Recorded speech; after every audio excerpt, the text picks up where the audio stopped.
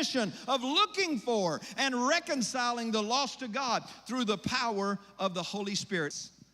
I believe God is calling the church in this hour. If we recognize the harvest belongs to Him, and if we recognize the building is on fire, if we recognize that the lost are lost, if we recognize that there's no way we can do this ourselves, we're going to search everywhere and every place, and we're going to lock arms with everyone we can find. The harvest does not belong to this church. The harvest does not belong to that denomination. The harvest belongs to Him. Who is God leading you to find? Who is God sending you to help in this harvest? When the harvest has to be taken in, you are desperate to find anyone who will help. The Father owns the harvest.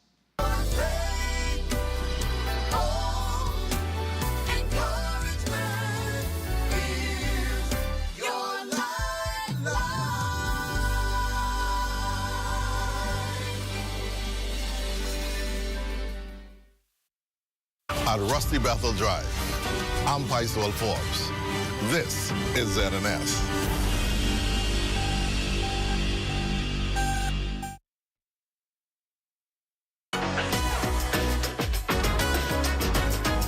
It's What's Trending with Jimenita Swain and the Bahama Beauty. At the Broadcasting Corporation of the Bahamas from Studio A. It all starts right now.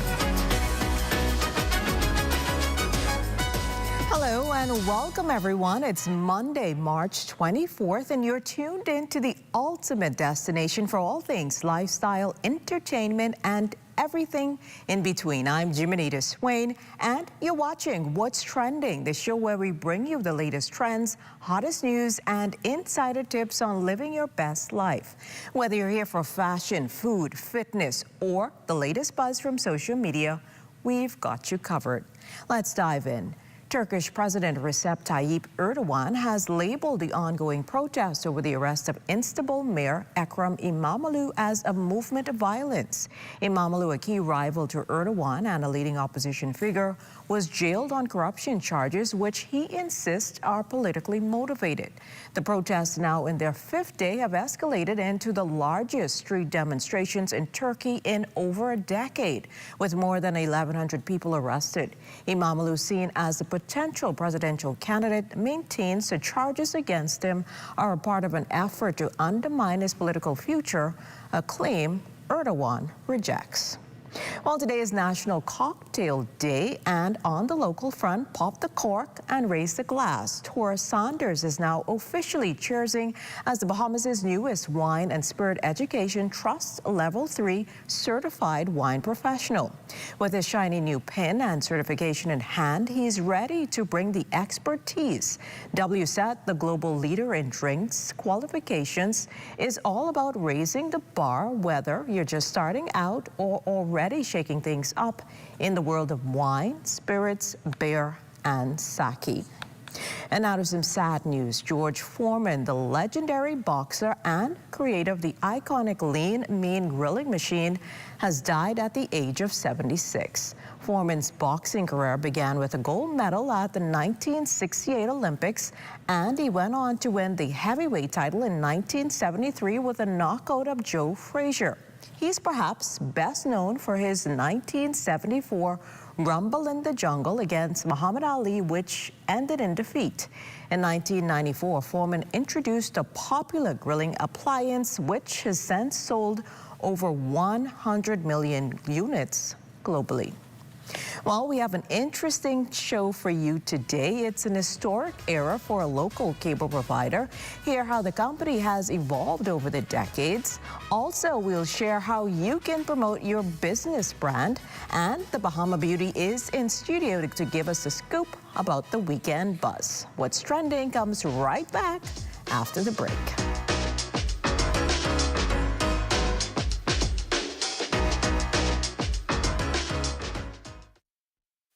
Tourism today. With Lynden Pindling International Airport being named 2024's best airport in the Caribbean and Latin America by Airports Council International, President and CEO at NASA Airport Development Company, Vernice Joaquin, as well as Vice President of Operations, Jonathan Hanna, shared what this milestone accomplishment means for the future. I think it's fair to say that LPIA is doing great things. We know that we have more things to do. And in fact, there are a couple more exciting announcements coming later on this week. But we're really pleased to be able to share with our stakeholders this exciting achievement of being named the best airport. And this was done by passengers, our guests coming through the airport, who indicated all of the services and the amenities that we provide here at LPIA. We could not have done this without all of the stakeholders who every day interact with these guests, and they provide that kind of quality service that is really important to us. So it's a very exciting time for us, and we're really pleased to be able to make that announcement now. We couldn't be more excited about the award, particularly as we have just recently started our journey to 5 stars last December. So over the last few months, we've been really focused on training the entire airport population, developing our guest experience, mission, vision, and values. And to win this award so early on, it really gives us a lot of hope. But we really want to just take a moment and thank the entire airport community for their help and their assistance in winning this award, because it's really a true team effort in getting us to this award. And so as we build on this, we really want to use this as a jumpstart to get even further into the 5-star experience. How do we continue to make memorable experiences for each and every guest as they come through at each and every touch point throughout the airport journey? And so really excited about it and can't wait to see where we go from here. For more tourism updates, visit Tourism Today or Bahamas.com. I'm Michael Miller, and this is Tourism Today.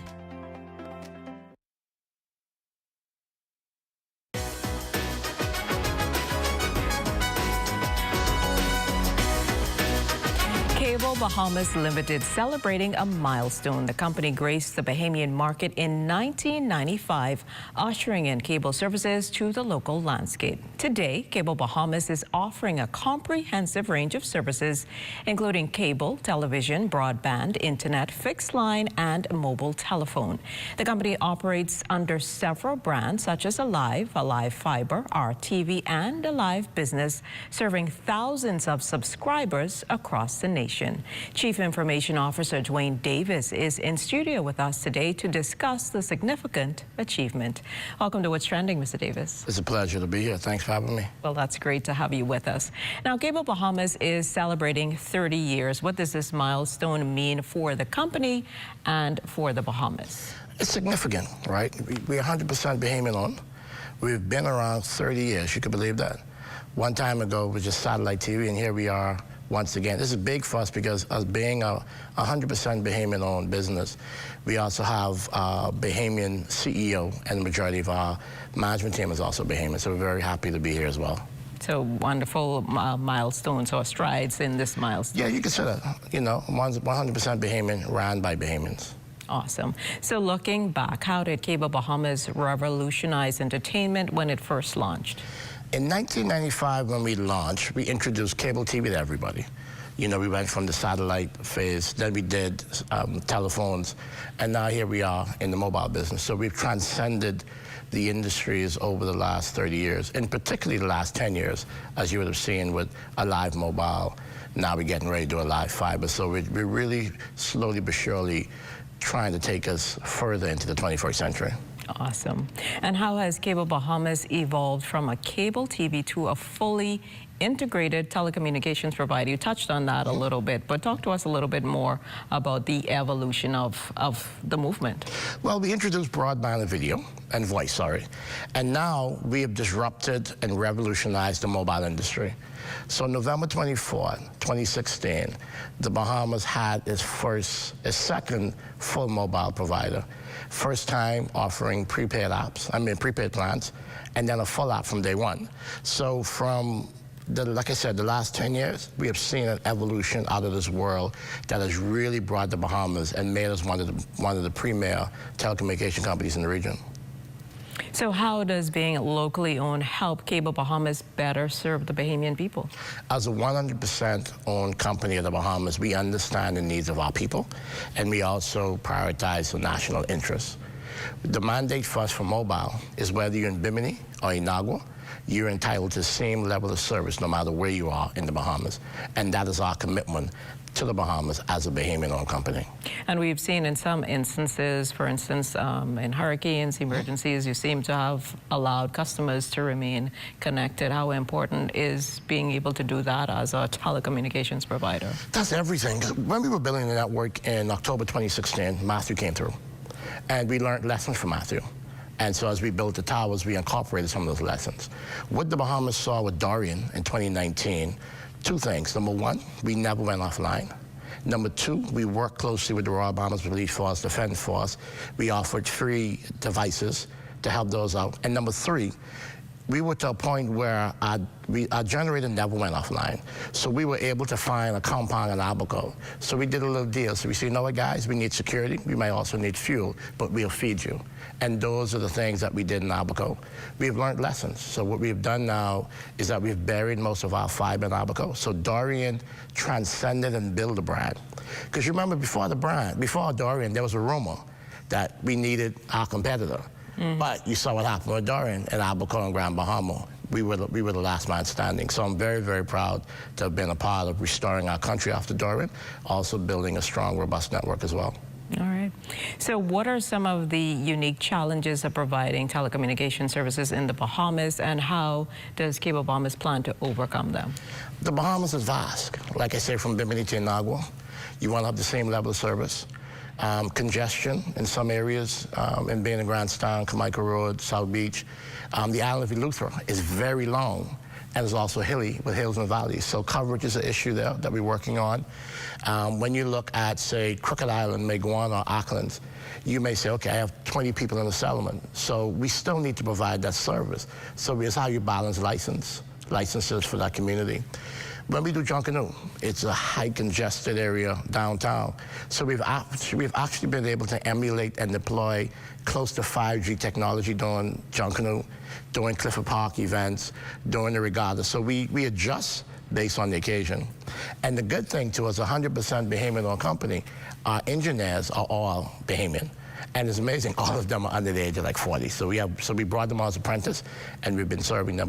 But dealing with an archipelago, it takes a lot of investment, it takes a lot of time, but it's our job to make sure we get it right. Because no matter where you are in the Bahamas, you should be able to make a call regardless of your location. And also speak to cable, because the same thing applies in terms of your coverage cable as well. And is your coverage extended to the entire Bahamas? Can everybody cut on their TV and have your subscribe to your cable services? Well, initially when we started, we had a mandate to give service in many places. So like in Bimini and also in Exuma and San Salvador, we had limited offerings.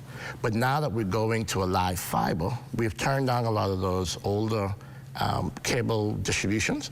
We went to a direct TV type service offering in some of the family islands, but we're primarily on the main family islands, right? Grand Bahama, Eleuthera, Abaco, New Providence, Exuma are the main companies where you're able to go and touch. So anything south of Exuma is still a work in progress. We also, like I said, we offer a direct TV type service. But on all the main islands, you have full access to either fiber or the old traditional cable that we installed 30 years ago.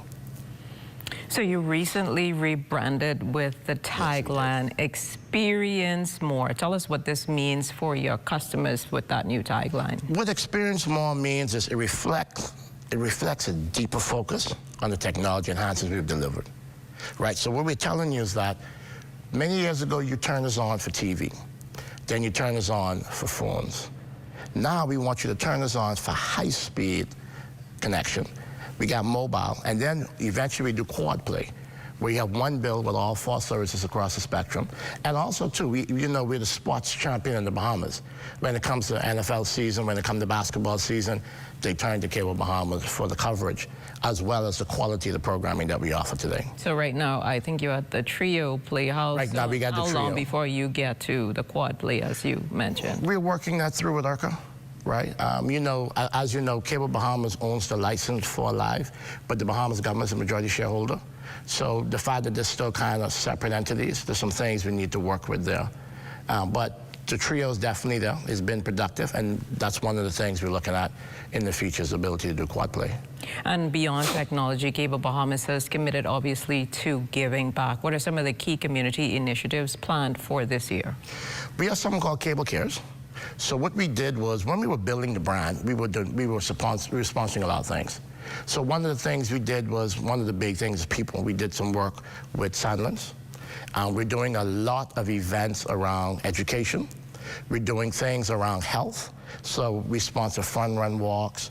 We have also done a lot of symposiums like Imagine Her, right, which focus on women in STEM. We also just did a major security conference. So we want to educate on safety, educate on security, but we're big on community. I think you're going to see us really coming out in the community and doing a lot more.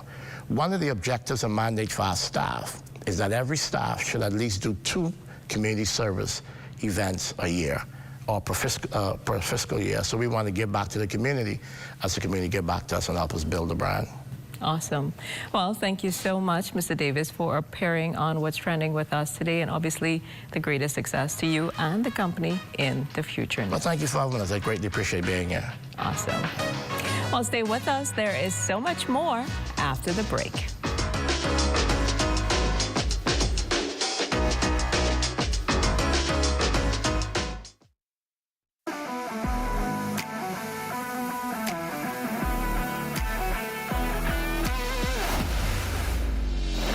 Bahamas Striping group of companies, we have been in Exuma now for the past 4 years, carrying out our paving program. A part of our company's philosophy is producing work to international standards. So when you look at our paving division, we have a state-of-the-art lab to do all of our testing in-house, as well as a state-of-the-art asphalt plant with a trained technician carrying out the work on that site. The overarching goal of our company is to produce the work that we're doing in the entire Bahamas to international standards. We also make a difference by the training of our staff. We have a very intensive training program going on to where we are teaching young men how to learn the art of striping. Being a young man myself, I've made mistakes in the past. I was given a second chance to better my life, and it's only fitting that we pass that along. What's important for us is giving them a second chance for them to get a skill and a career that could take them further in life.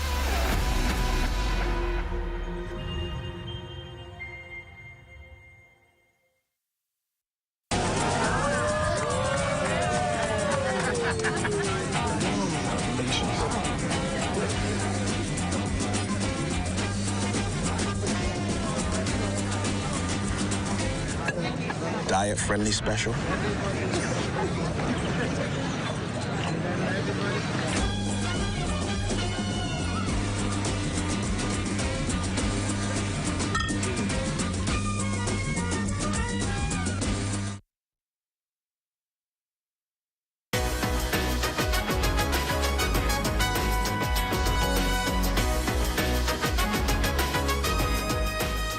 Entrepreneurs play a crucial role in economic development and innovation. They establish businesses that generate employment opportunities and improve the standard of living.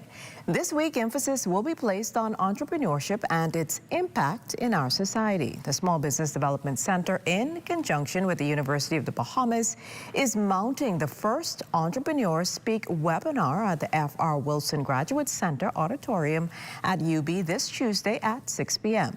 Aspiring business persons and those in the industry will learn more about the importance of branding and the benefits.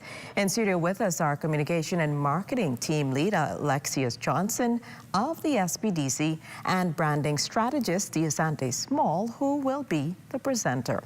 We welcome both of you ladies to What's Trending. Thank you for having us. Thank you. Awesome. So Alexia, we will begin with you.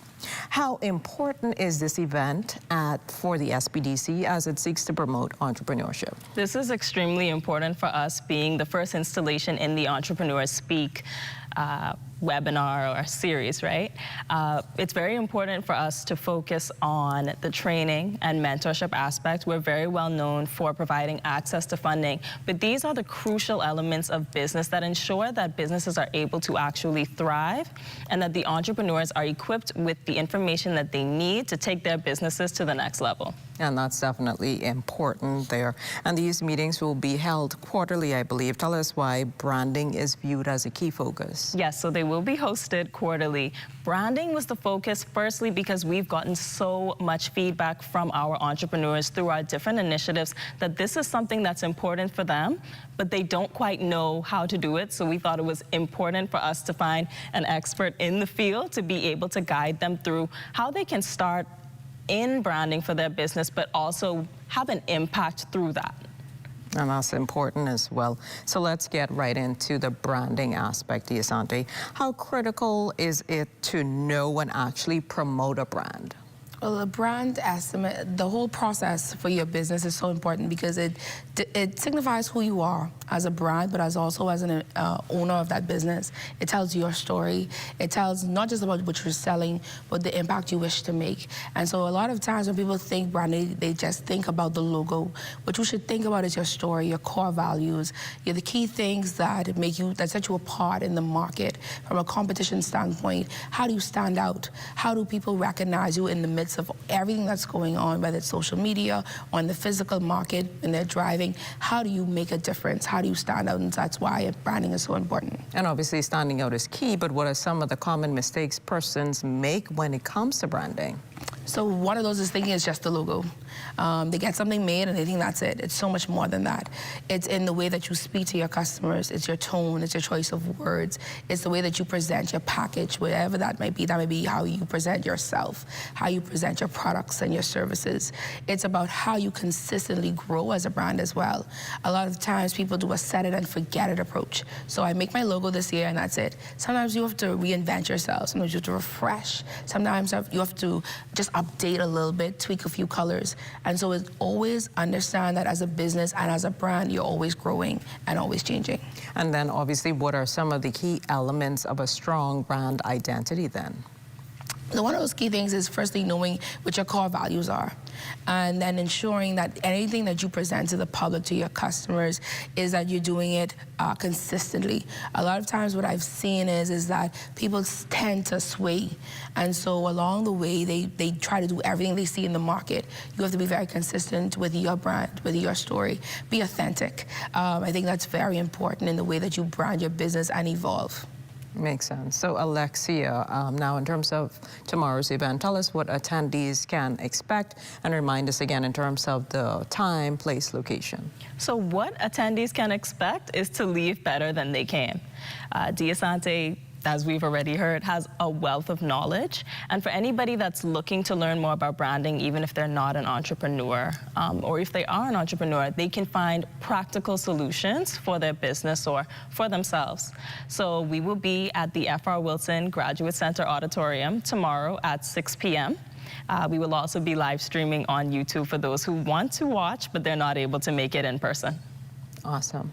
Well, thank you both, Alexia, Asante, for joining us on What's Trending today. And hopefully you have a spectacular event tomorrow. Thank you. Thank you. All right, we'll hear from the Bahama Beauty after the break. Stay with us.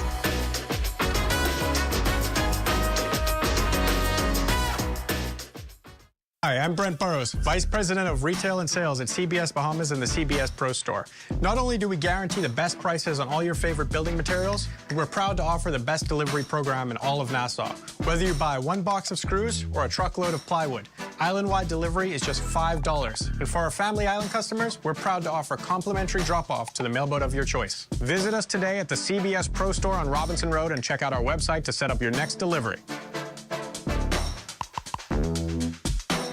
For over half a century, we've been more than just an airline.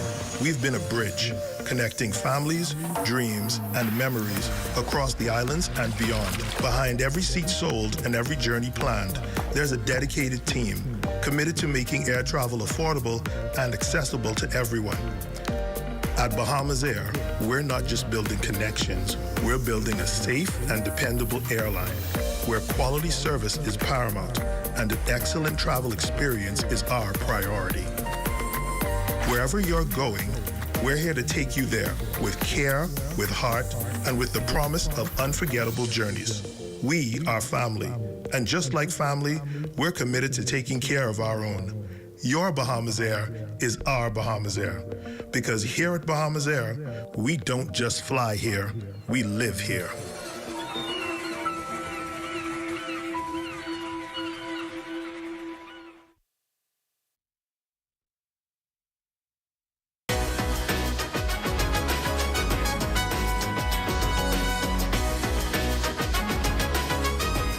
The Bahama Beauty is in studio to tell us what was buzzing on social media over the weekend.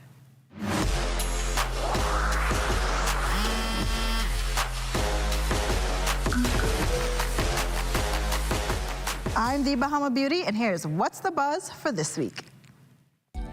Talk about starting the day off with a hot cup of tea. Michelle Johnson, ex-wife of Charlotte Hornets star Miles Bridges, announces that she and her ex-husband will be welcoming their fourth child together. Now, you might be thinking that this is a possible rekindling. However, Bridges' girlfriend, Shara Bowden, is currently pregnant with twins for the NBA forward, as she announced in early February.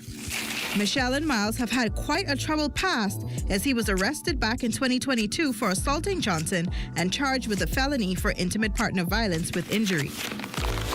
Didn't I tell you all it was wedding season? Paige Hurd, renowned for her roles in Power Book 2 and Tyler Perry's The Oval, is engaged to Phoenix Suns forward Royce O'Neal. The couple's engagement took place during a romantic dinner at the Viceroy in Mexico. O'Neal surprised Hurd with a red velvet cake inscribed with "Will you marry me?" on the top. The couple began their relationship in early 2024 and went public just this past New Year's. We wish them both eternal bliss. Hailey Bieber making preparations to file a lawsuit against a TikTok creator.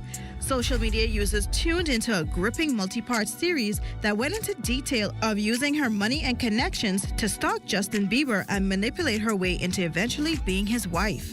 The series also featured undeniable examples of Hailey copying Selena Gomez on numerous occasions. According to TMZ, Hailey's team said that she is sick and tired of fans fueling online rumors surrounding her and Selena Gomez, adding that the two have no beef. It will definitely be interesting to see how this unfolds if Hailey decides to go through with it. We will definitely keep you updated. May a love like that never find me. Jimonita, let me tell you, whatever it is Miles Bridges and Justin Bieber have, I don't want it. I want it to stay far away from me, because I agree with you on that. How could you tell me, as your girlfriend now, who pregnant with twins, that you have your ex-wife pregnant? So that means you all still had something going on. No, that's why you just have to crash out sometimes. And then Hailey Bieber, now, this been going on for years, but let me tell you, if somebody ever tell you at work that you have the work ethic of Hailey Bieber, run for the LZ. Listen, you are an exemplary employee, but you are crazy and you cannot be trusted. So I would not hear this woman suing these people over this thing. You're right. Don't call it some name, but a lot has been happening of late in the social media world. This seems like a never-ending feud. I was expecting you to say something with Selena Gomez, because you know them two has been back and forth. Now, you know, recently Selena got engaged to her producer, Boo, and that was a whole thing in itself. Right. But she actually just released a song allegedly addressing the fact that Justin Bieber called her 23 times on his wedding day. I remember that. On his wedding day. That was his help call? You think that was his SOS and then some? I am thinking if Selena did pick up that phone, I'm sure he was gonna tell her, baby, all you gotta do is say the word and it's over. I'll leave her at the altar right now. I will speed out of here in a Mustang straight to you. 23 times? The minute I would have found that out, it would have been curtains for him. Well, there is so much more after the break. You're watching What's Trending. If you would like to be a part of What's Trending, DM us on Instagram at What's Trending on ZNS.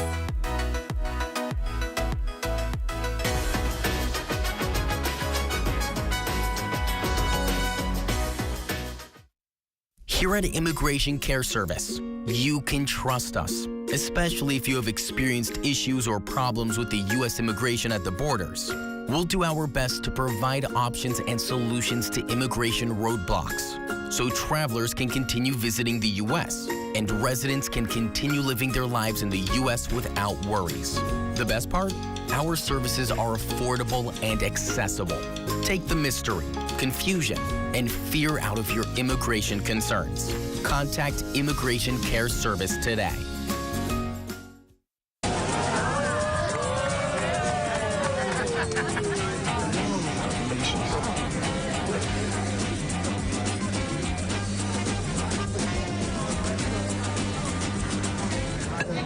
Diet-friendly special.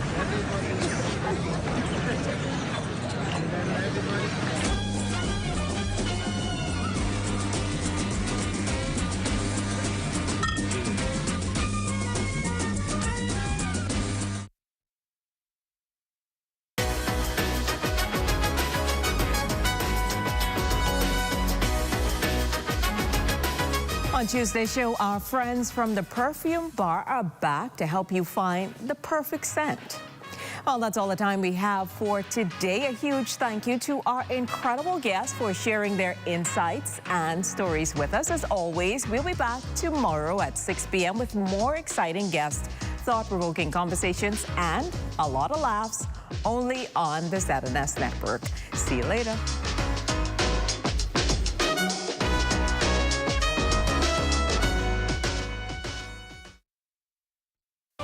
At the Broadcasting Corporation of the Bahamas, I'm Clint Watson, and this is ZNS.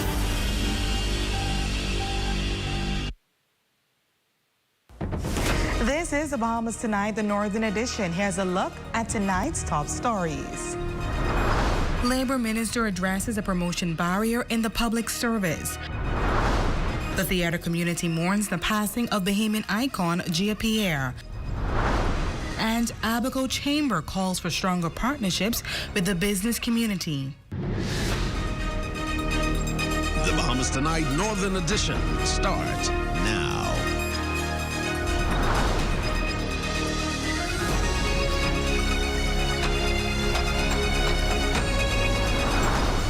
We anticipate that this will estimate into millions of dollars into the pockets of those public servants who've been waiting and an opportunity for more promotions.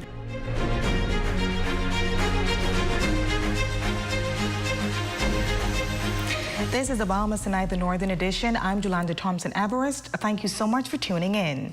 Topping news. It was seen as an impediment to the advancement of employees within the public service, and now Minister of Labor and Public Service, the Honorable Pierre Gloverol, says the government has rectified it. Cleopatra Murphy has the details.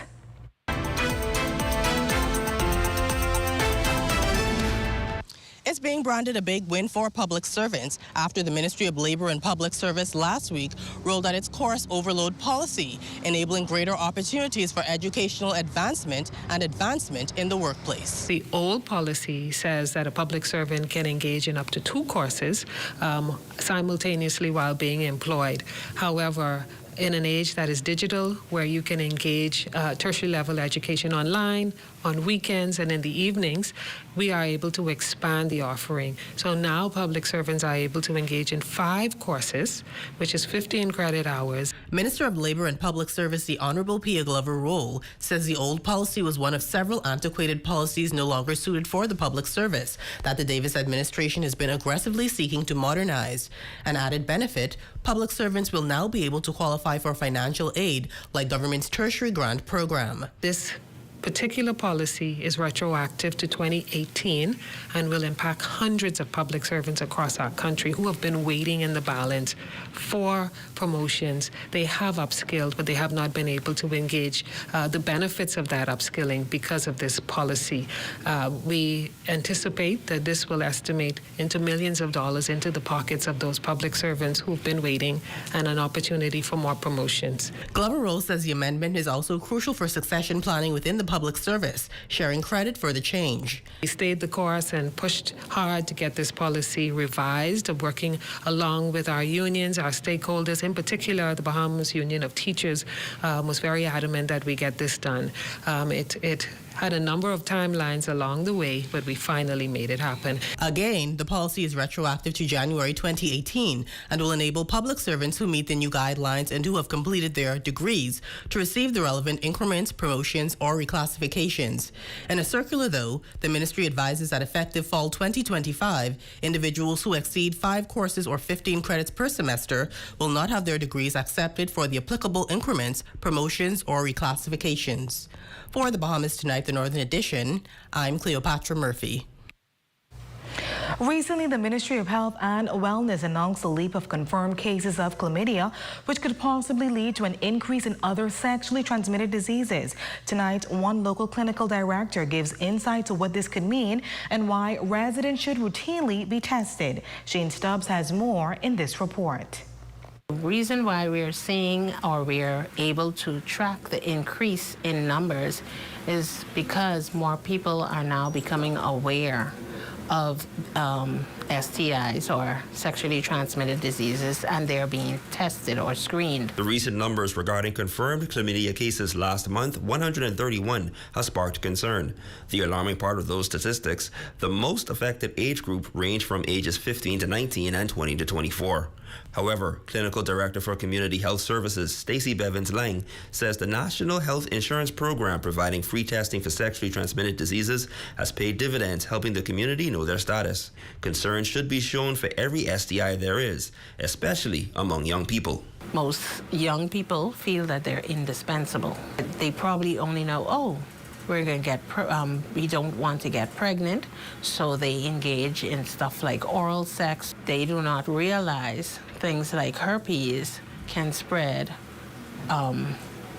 orally, gonorrhea orally. Education is a very important thing. Chlamydia symptoms can vary from visible discharge, burning sensations, or some can show no symptoms at all. For adults, she says educated decisions need to be made. There was an estimate of 129 million new cases of chlamydia. And in the U.S., they report at least 1.6 million new cases in 2023. As the saying goes, prevention is better than cure. So, here are some helpful tips to keep yourself safe. Abstinence is the 100% best way in terms of prevention. We would ask that you use condoms. We do regular STI or HIV screening at 8 Mile Rock Clinic, usually on a Thursday. When left untreated, chlamydia can lead to serious health complications, including infertility and, in women, pregnancy-related issues. The Ministry of Health and Wellness says they are increasing public awareness through education and expanding access to testing and treatment services. For the Bahamas Tonight, the Northern Edition, I'm Shane Stubbs.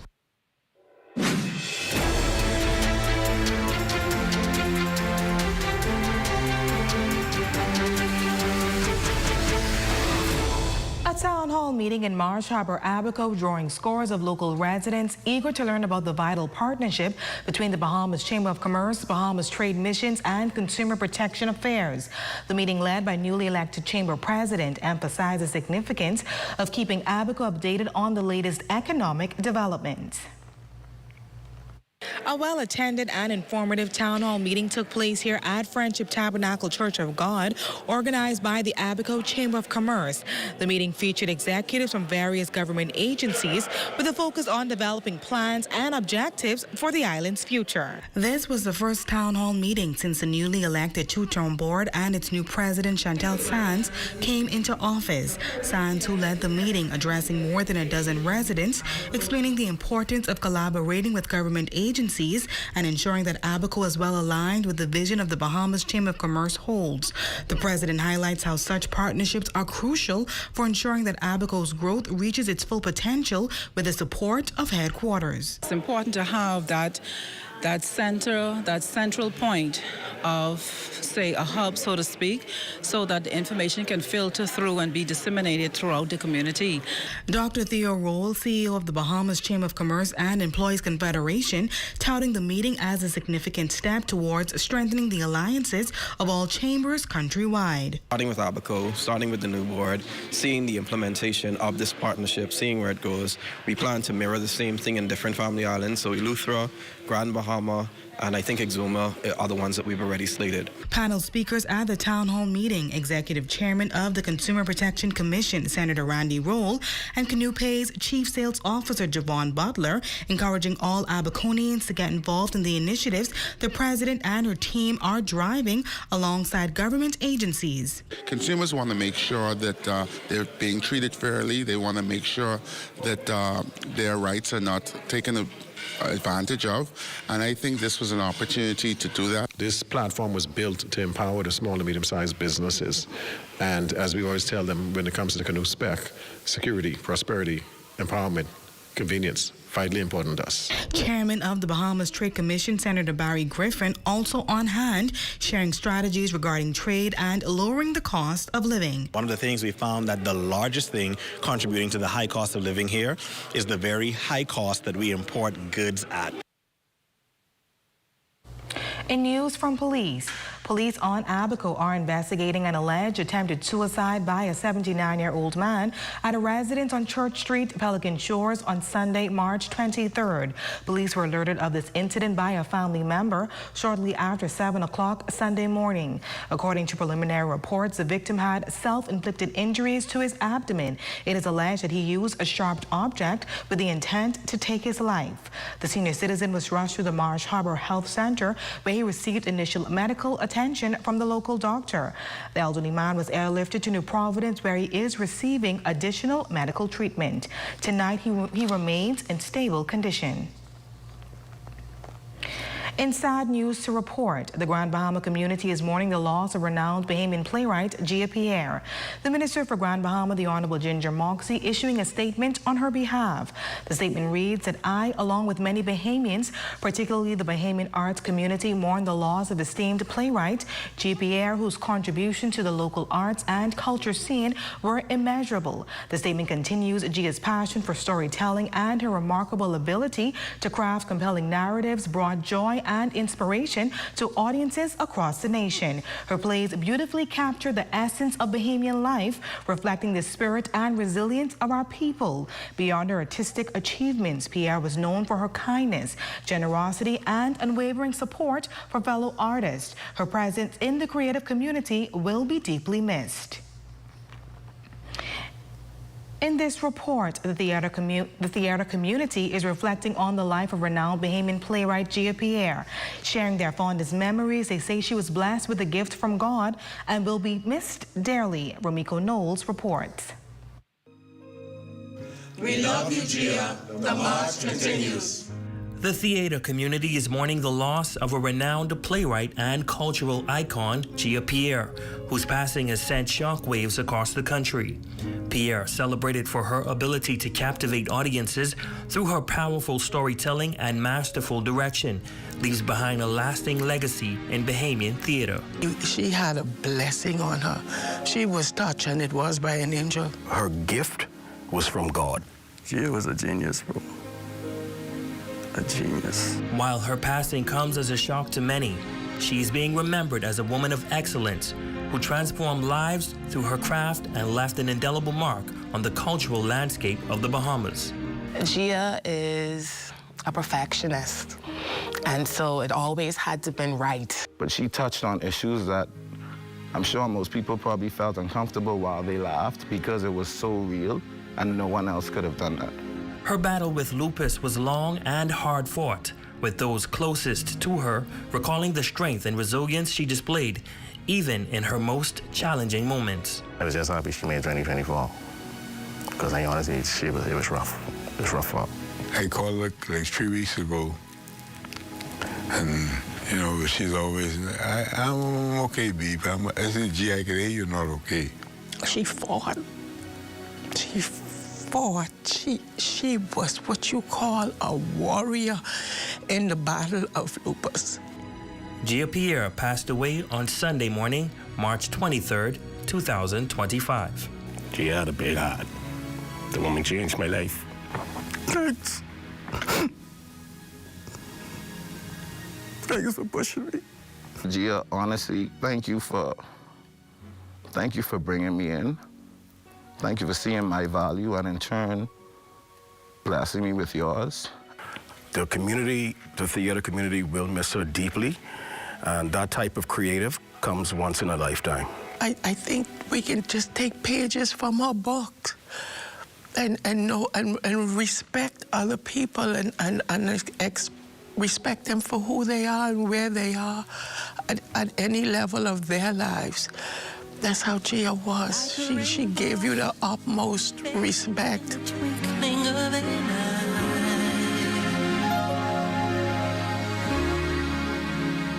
Gone too soon. And still to come. A memorial held in honor of Sir Lynden Pindling's birthday.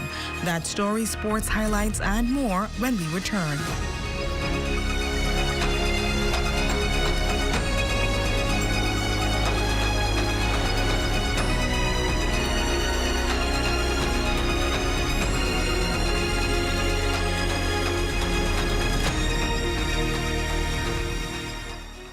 Hear that?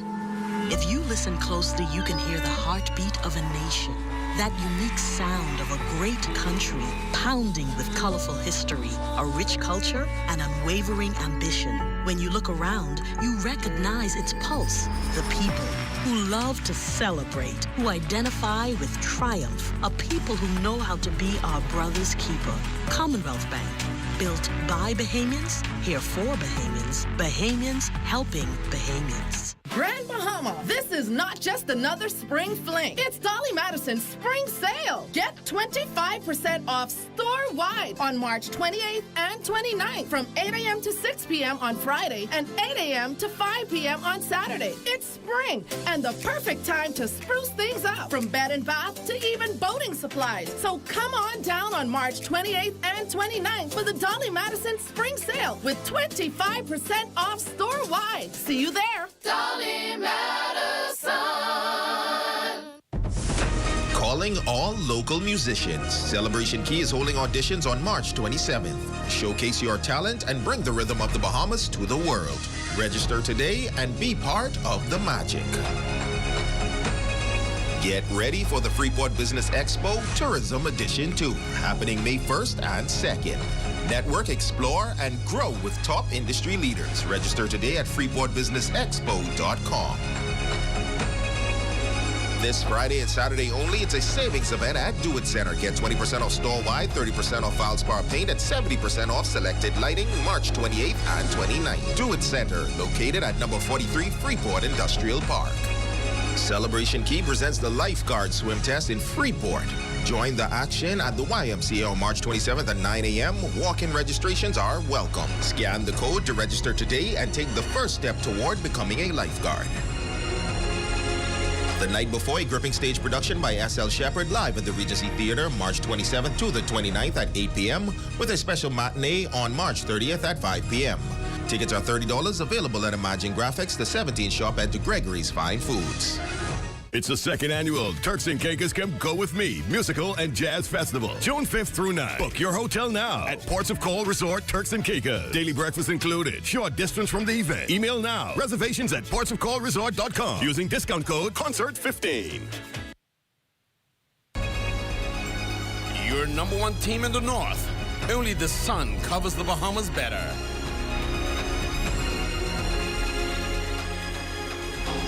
Welcome back.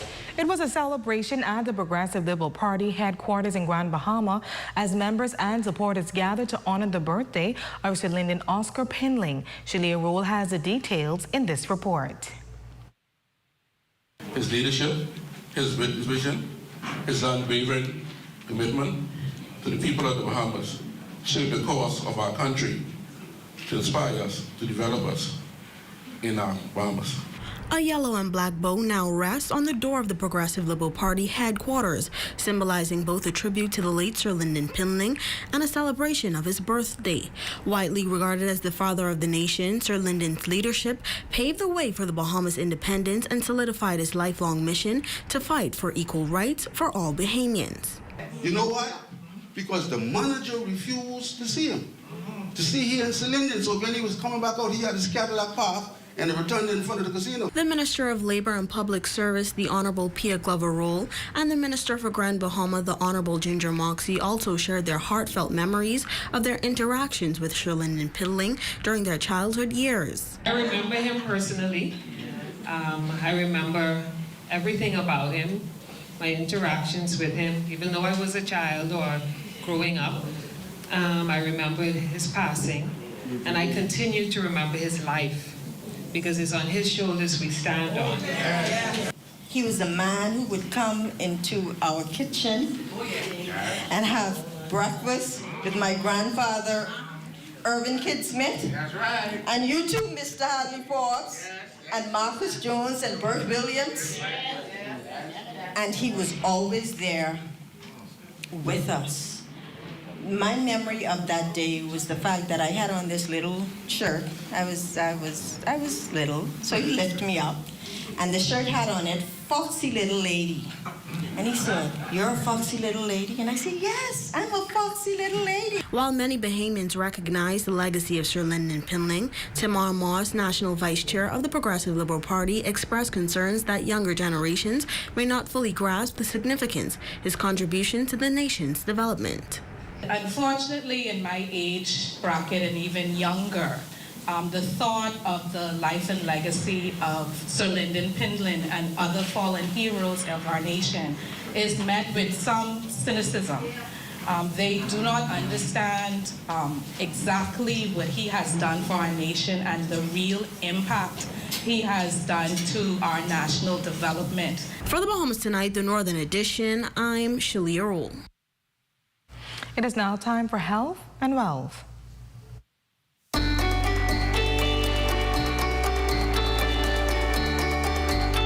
Kidney stones are hard deposits made of minerals and salts that deposit within the kidneys.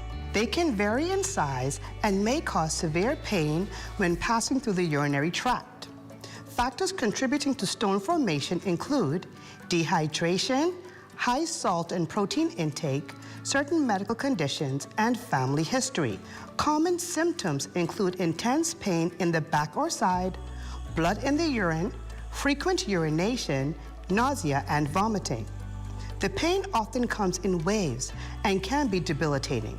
Small stones may pass naturally with increased fluid intake, while larger stones may require medication or procedures to break them up. Kidney stones can be very painful, but understanding their causes and symptoms can help in preventing and managing them. Stay hydrated and following a healthy diet are keys to reducing the risk. I'm Dr. Monique Pratt, and remember, your greatest wealth is your health.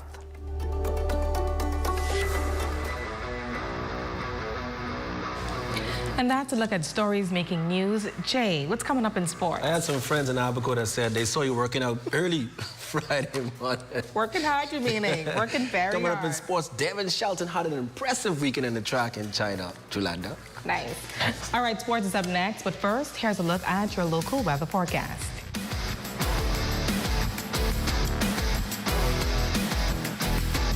Tonight's weather forecast is brought to you by Royal Star Assurance. 'Cause it's so beautiful.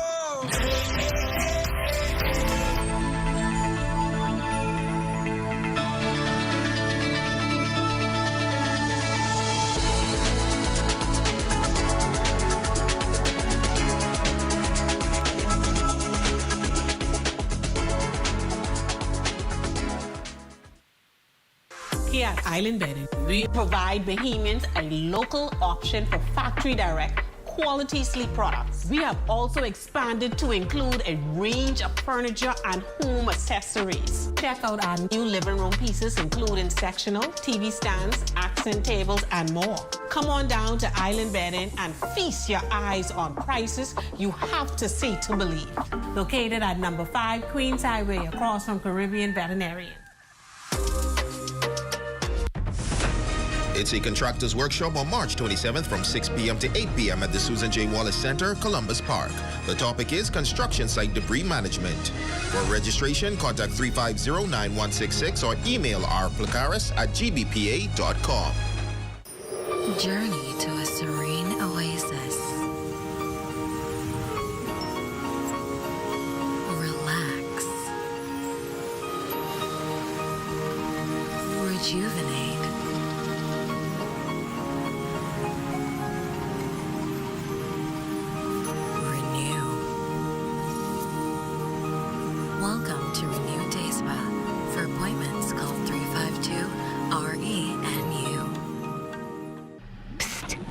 Guess what? Budget Pest Control has something important to show you. Copter termites former Salmus, the super termite. What makes them super?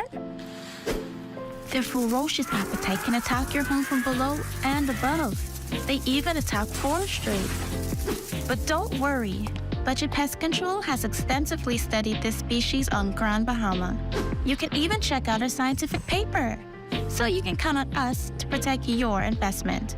Call Budget Pest Control, the termite specialist. It's the second annual Turks and Caicos. Come go with me. Musical and Jazz Festival, June 5th through 9th. Book your airline tickets now with BritishAirways.com, BahamasAir.com, or InterCaribbean.com. Here at Freeport Decorators, we have hundreds of products for you to choose from. Whether you're in the market for trophies, plaques, rubber stamps, corporate signs, any kind of interior signage, stamps, or seals, we're your one-stop shop. We feature glass, acrylic, crystal awards for every occasion. We build all the trophies here on site. Looking for a gift item? We feature pens, key rings, mugs, tumblers, barbecue tools, even bamboo cutting boards. Have something already? Bring it on down. Let us see if we can print that special something on it for you.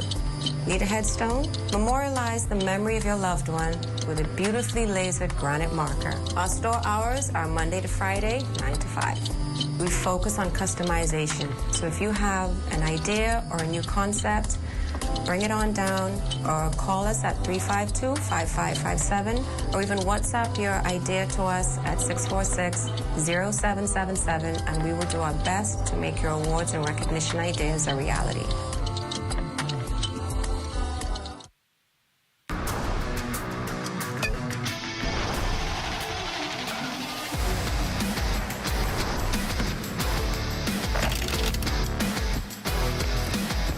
Good evening, ladies and gents. I'm Jay Philippe, and welcome to Sports. It was certainly a busy weekend in sports. Let's begin with track and field.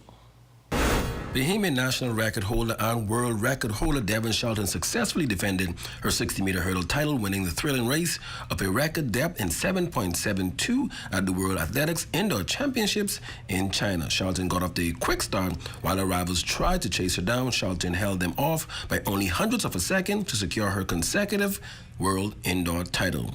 Next in sports, Royal Bahamas Police Force celebrated Police Month with a basketball and softball tournament on the weekend.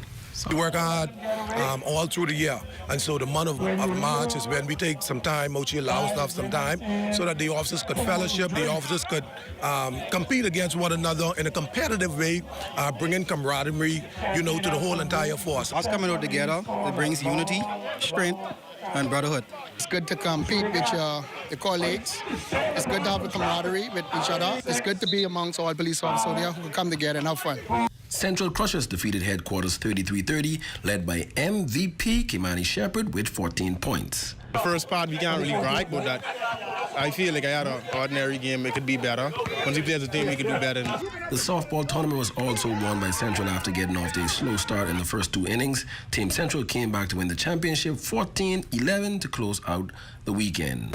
And last in sports, Coach UNO Old Miss Lady Rebels advanced to the Sweet 16 of the NCAA March Madness Women's Basketball Tournament after defeating Baylor University 69-63. Old Miss will now play UCLA on Friday, March 28th. Also, VJ Edgecombe and his Baylor Bears lost to Duke University 89-66 on Sunday. Edgecombe had 16 points and 6 rebounds. In a losing effort, the freshman phenom is expected to be a lottery pick if he decides to declare for the NBA draft. Ladies and gents, that's your quick check on sports. Your Facebook friend of the day is next. I'm Jay Philippe. As always, be blessed.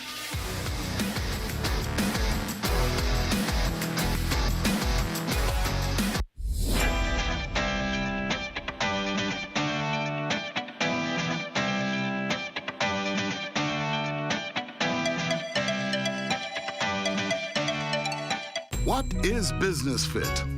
Business Fit is a group health insurance package offered by BAF Financial. What are some of the benefits of Business Fit? No deductible, dental and vision care, hospital room and board, surgical treatment, labs, medication and drugs, maternity, doctors, clinics, specialist visits, chemotherapy and radiation treatment, air and ground ambulance, and preventative care. Business Fit, offered by BAF Financial. While others see customers as numbers, we see our customers as people, neighbors, friends who deserve more than one-sided connections. That's why we are redefining what real connection is by prioritizing our customers and showing our appreciation by putting our money where your loyalty is. BTC customers, claim your $200 Bahamas Air gift card when you add postpaid mobile to your internet plan. That's loyalty that flows both ways. Jazz Events and JMC TCI presents 8 Mile Rock Homecoming. Sunday, April 20th at Sunset Village Fish Fry, 8 Mile Rock. Featuring live KB, T-Mac, Chino D, Wilfred Sullivan. Backed by the top tier band. Music by Kiko T. Live on the turntables. 8 Mile Rock Homecoming also presents the Last Man Sitting Domino Tournament. Special guest appearance by the Swingers Junker Group.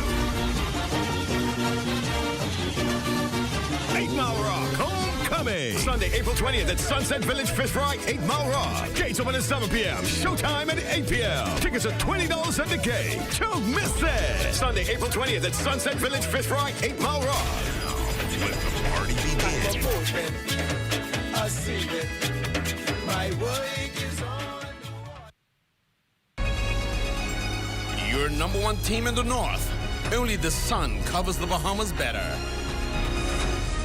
And that concludes the Bahamas Tonight. I'm Jolanda Thompson-Everest. Here's a live look at the Bahamas Tonight coming your way next.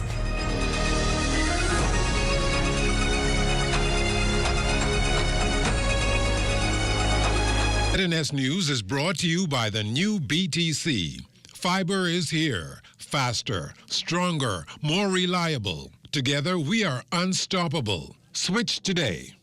Coming up in the Bahamas tonight, a delay in the pre-trial of that high-profile drug and weapon smuggling case that has 9 Bahamians, 2 of them high-ranking law enforcement officers, locked up in the U.S.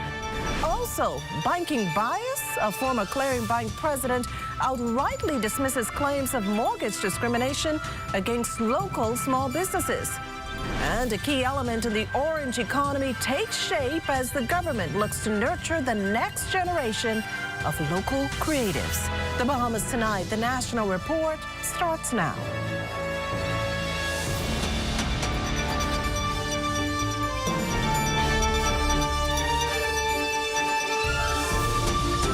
Good evening, everyone, and welcome to the broadcast. A shipping industry in crisis. President and CEO of Tropical Shipping, Tim Martin, today testifying before the United States Congress to highlight the impact of tariffs on freight companies. Mr. Martin is reportedly among some 65 people making their concerns known amid a trade war between the U.S., Canada, Mexico, and China.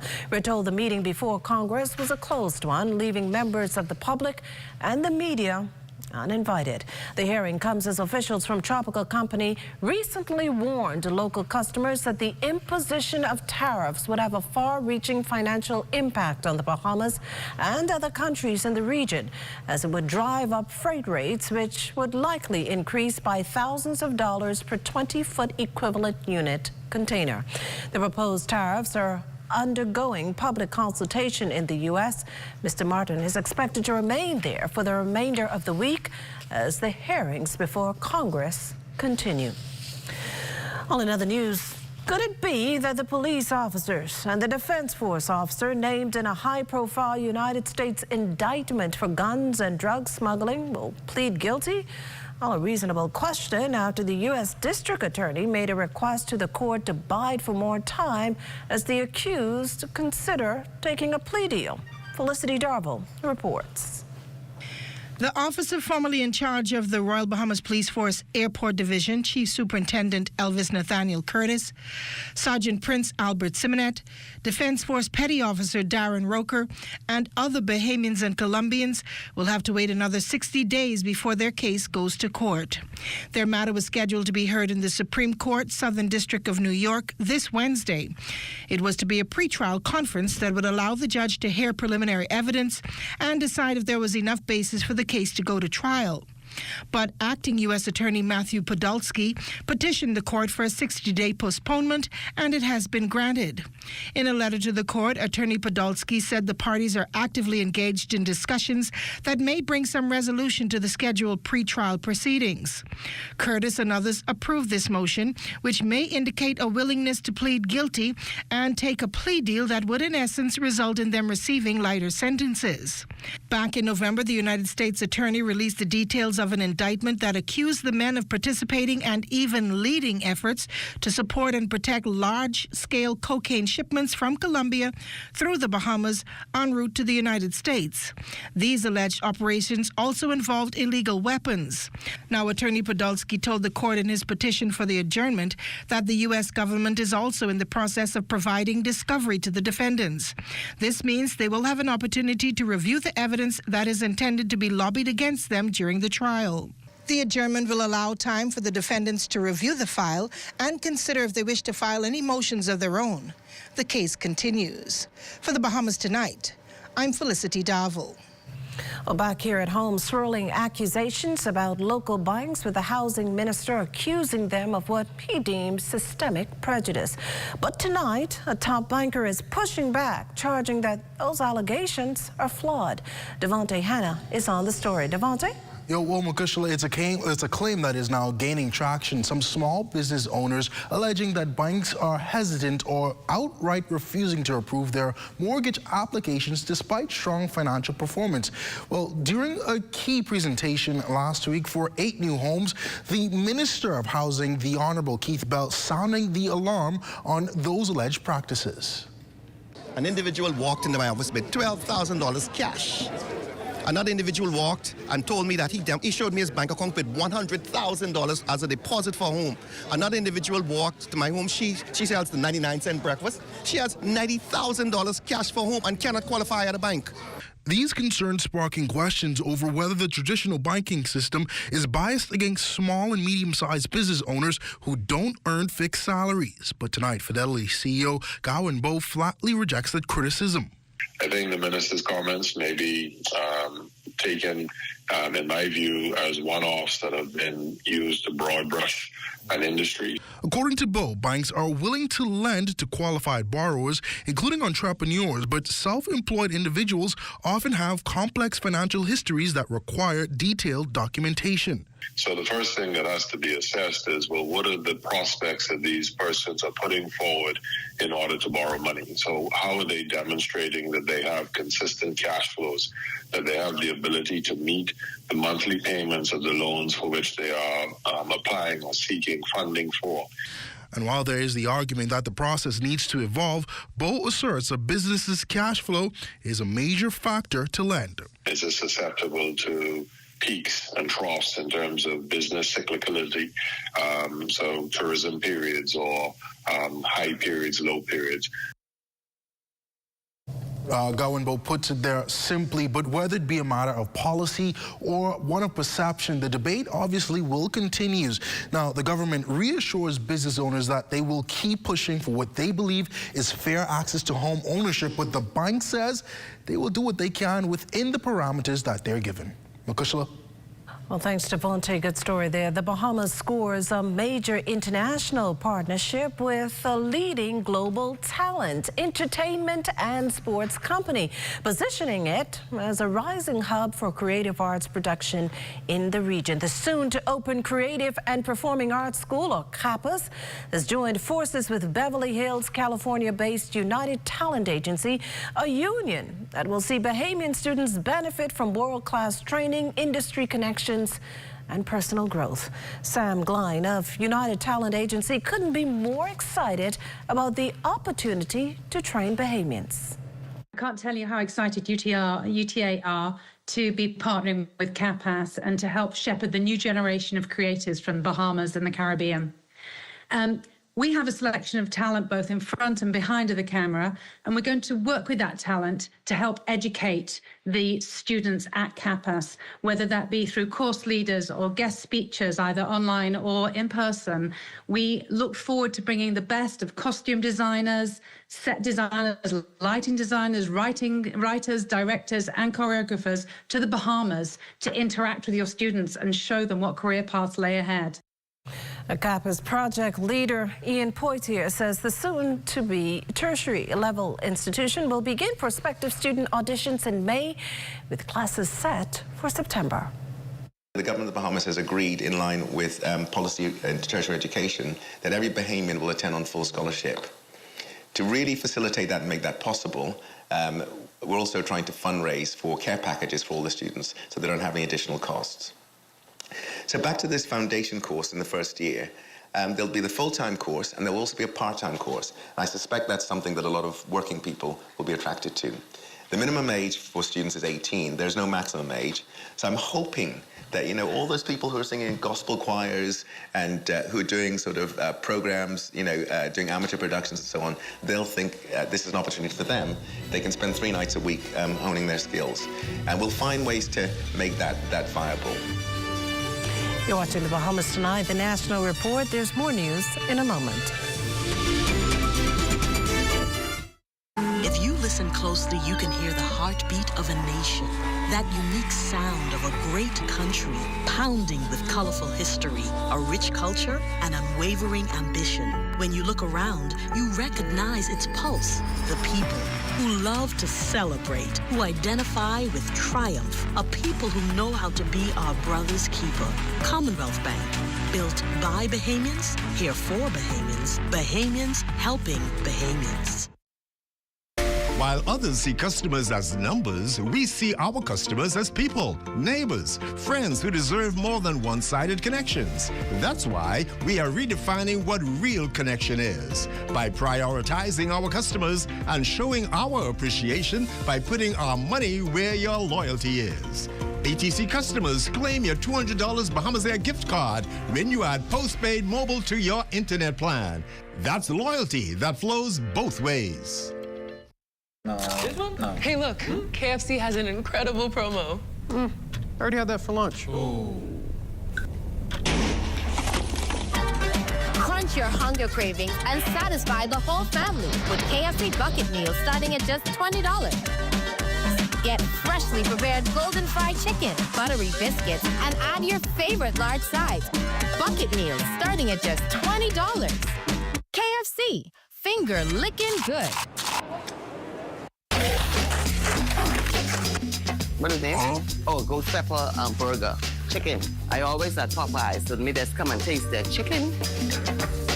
Wow. Nice, crunchy. This is off the chisholm. Wow, that is way better than I expected. Very spicy, extremely spicy actually. The bread is very soft. The chicken is juicy. Yeah, that's spicy food.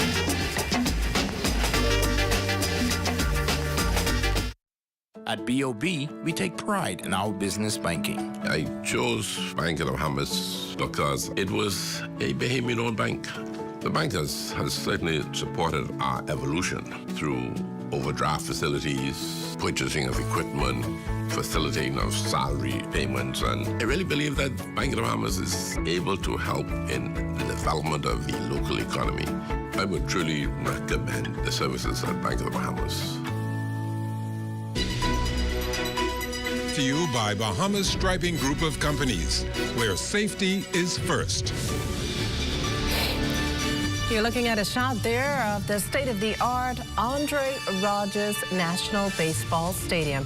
Welcome back. The National Security Ministers tonight providing some insight on plans to enhance safety at the Bahamas Department of Corrections following the recent death of a 60-year-old resident there. Danielle Dean is on the story. Convicted thief and housebreaker Brody Fritz was fatally stabbed February 1st during his and a group of prisoners' morning routine of discarding waste accumulated the night before at the Bahamas Department of Corrections. The killing of the 60-year-old inmate in what is supposed to be a highly secure facility raises questions about safety protocols at BDOCs, prompting some members of the public to question the authenticity of the case. But to that, National Security Minister, the Honourable Wayne Munro, says this. You have bad actors, and you cannot control everything.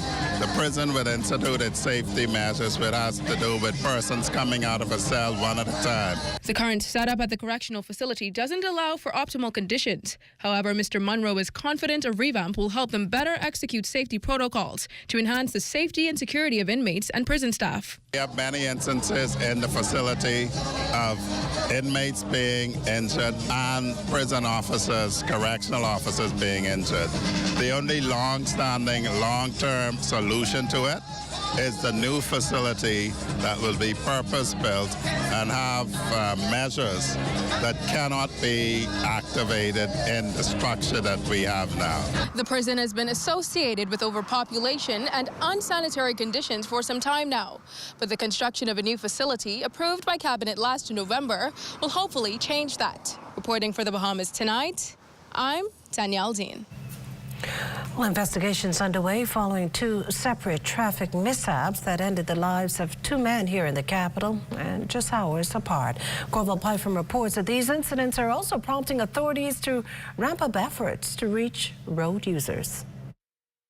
A new week starts with two families, perhaps unknown to each other, but now connected in their grief. Two separate incidents snatching their loved ones away within a less than 7-hour span. Traffic accident investigators combing the two scenes. The first, just after 2 Monday morning, when a male motorcyclist crashes along Soldier Road. A male rider of a motorcycle, a red and white Honda 650 motorcycle, was traveling south on Soldier Road when, for some unknown reason, he lost control of his motorcycle and collided into a lamp pole located on the western side of Soldier Road. He sustained serious injuries, which proved fatal on the scene this morning.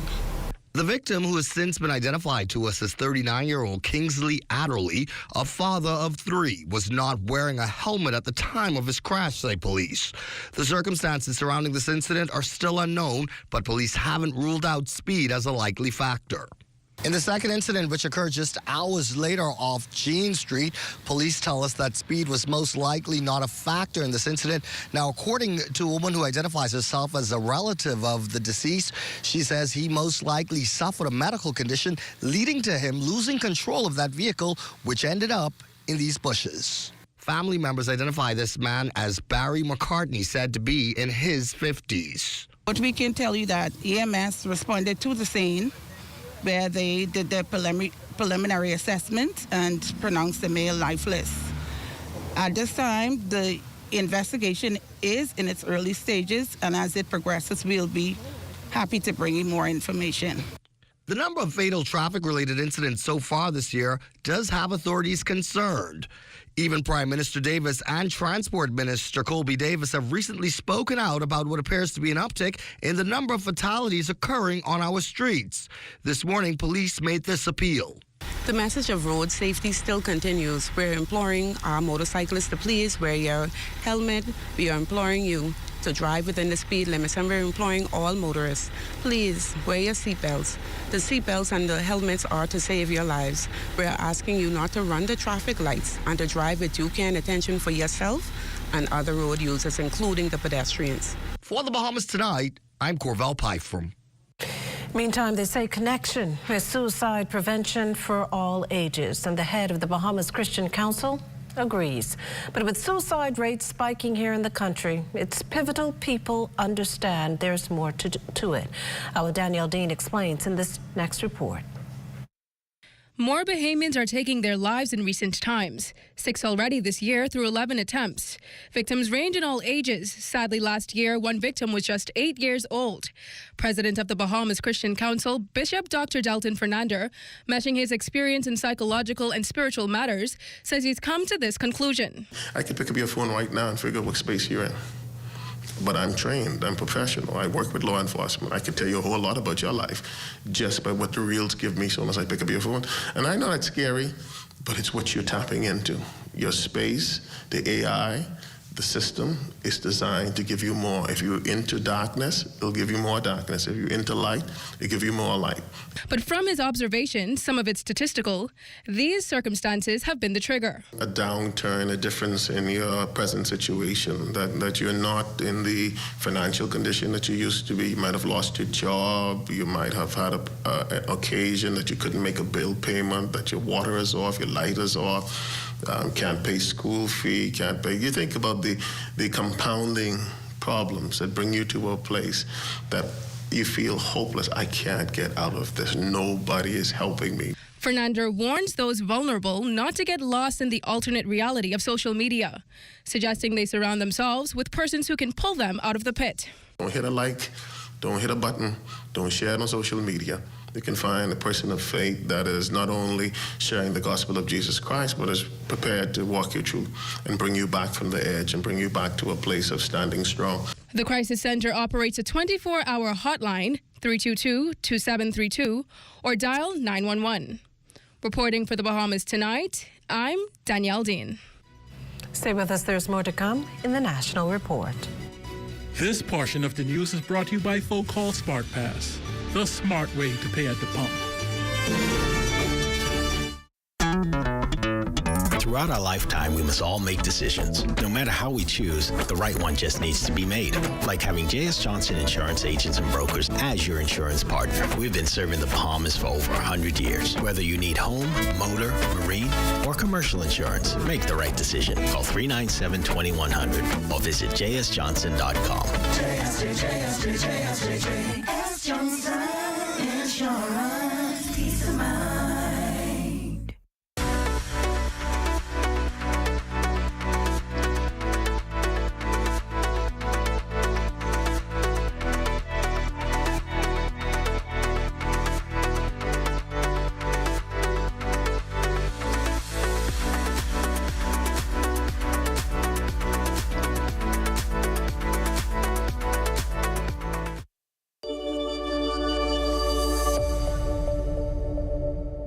We're here at the Nassau Village Community Center project, where over the past 17 months, we've hired over 20 Bahamian subcontractors to bring this beautiful project to fruition.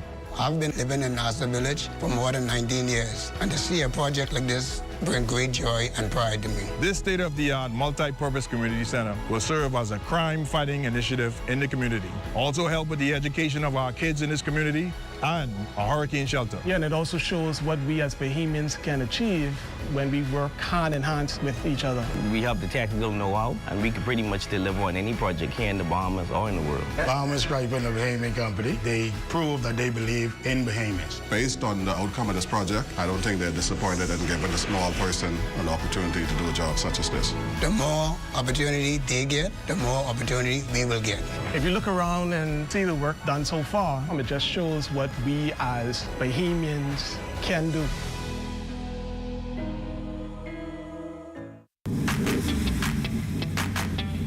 Introducing the Focal Smart Pass app that helps you to fuel up faster.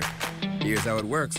Download the app on the App Store or get it on Google Play and create your profile with payment details. Visit your nearest Shell station. Open the app, scan the pump's QR code, select your payment amount, and begin fueling. Say goodbye to cash and cards because the Focal Smart Pass offers secure and convenient payment options right at your fingertips. Download Focal Smart Pass now and fuel up faster today. This portion of the news is brought to you by 700 Wines and Spirits, bringing celebration across the nation.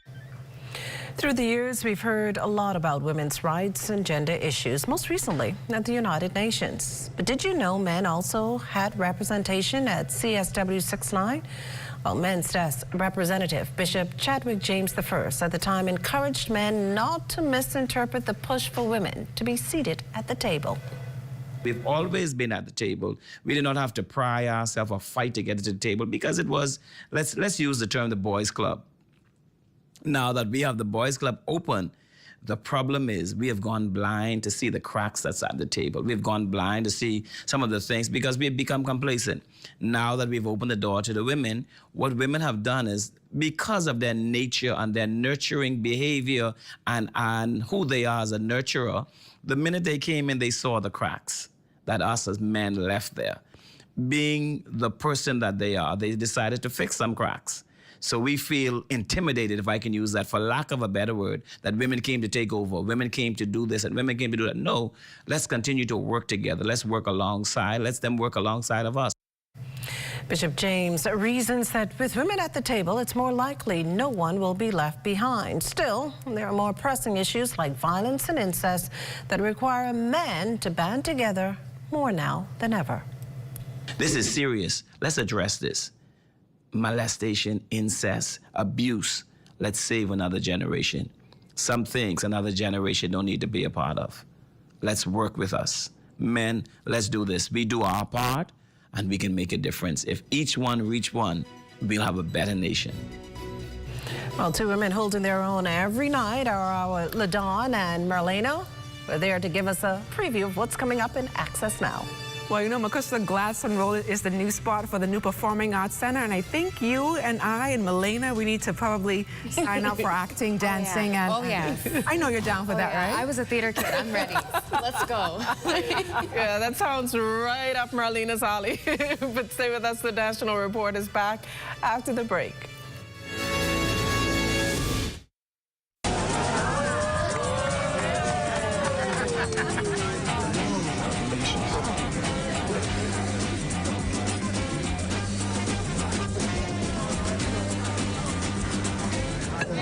Diet-friendly special.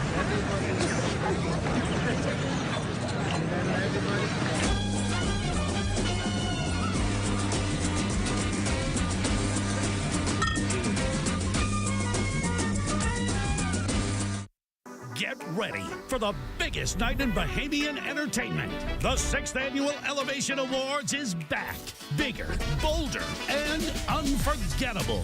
Join your host, Sawyer Boy, April 5th at 6 p.m. at the Andre Rogers Baseball Stadium for an electrifying night of live performances from Nishi LS, Iron Store, Johnny Cake, Wendy 242, Iman, Jay Shepard, and more. Tickets just $100. Get yours now at theelevationawards.com. That's the 6th Annual Elevation Awards, live on ZNS TV 13, April 5th at 6 p.m. Elevate the culture. Celebrate the stars. Are you or a loved one under medical care? Do you need affordable medical supplies? Ports International is the largest home health care supplier. Medical supplies at the very best price. And you can even shop online. From hospital beds to wound care, wheelchairs to walkers, Ports is a one-stop shop for your medical supplies, and we accept insurance. We have online shopping and 2 locations to serve you, at the Airport Industrial Park and Shirley Street. We also ship to the Family Islands. Shop online and visit us on Facebook. Call Ports at 377-1771. What if I told you Wendy's has a new burger? With a flavor so secret, it's almost too delicious to handle. Well, now it's time to unlock that flavor. Try the new Sweet and Smoky Barbecue Cheeseburger. We can't tell you everything, but we can tell you that it's packed with flavor, including our secret barbecue sauce. Try the new Sweet and Smoky Barbecue Cheeseburger today. Available for a limited time. Limited time. And that does it for the National Report, but stay close. The Bahamas Tonight continues with Access Now.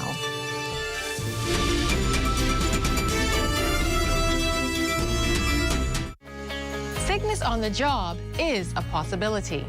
During this time, the NIB Sickness Benefit works for you. Sickness benefit is for qualified insured persons unable to work as a result of a specified disease, physical, or mental disablement. To claim, complete the Med 1 benefit form. Section A of the form is completed by a physician only, verifying one's inability to work, citing the ICD-9 code, a description of diagnosis, and indicating the period of incapacity not exceeding 13 weeks per Med 1 form. The physician signs and dates the form and affixes an official stamp. Forms completed by physicians in another country are required to submit the doctor's or institution's card. The claimant must complete all other sections of the form. Section C is only to be completed by industrial accident claimants. The Med 4 form or employer certificate must accompany the Med 1 form. All forms must be submitted within 3 months of the date of sickness. Late claims are subject to review by the Late Claims Committee. For more information, visit the NIB website at nib-bahamas.com. Tourism today. Bahamas tourism today. The 2025 festival season has officially begun with the 19th annual Bahamian Music and Heritage Festival in Georgetown, Exuma. The event was a spectacle of Bahamian rhythms and flavors that left everyone wanting more. As Minister of Tourism, I want to give a special welcome to all of our guests who are here. This has always been a favorite for locals and visitors alike, and I say a special welcome and thank you for being here to join this celebration with us. As the Member of Parliament for Exuma, I say to Exumians, I love you, and it's still our pleasure to put on this event for your enjoyment and for the celebration of who we are, our music, our art, our culture, and our heritage. This is absolutely an amazing opportunity to be here once again to showcase what I have in store in terms of culture, our culture, music, cultural music. This 19th annual Heritage Festival is something that is so dear to me because this is Ministry of Tourism coming down on making sure, showing the Exumians and showing the country that they're all in, they're invested into culture and invested into the Bahamian thing. Also, not only that, it's the amount of guests that we have down here in Exuma, and we are here now to showcase our talents and showcase what we have to our guests, our visitors. What I always say is, to thine own self be true. We are culture. We are Bahamian. We know what the components are of our music. So if you want to hit a stage like a Heritage Festival, you know what the Heritage Festival is all about. It's all about our cultural music, which is the rake and scrape, which is the gombe, which is chonkanu. To keep updated with all things tourism, visit Tourism Today or Bahamas.com. I'm Joshua Robbins, and this is Tourism Today.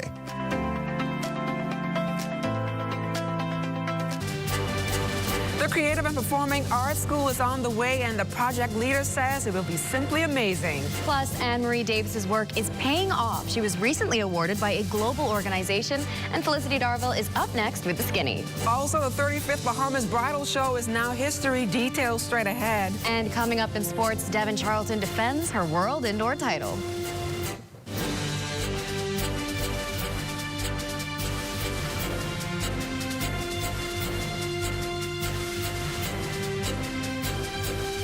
The Bahamas Tonight Access Now starts now.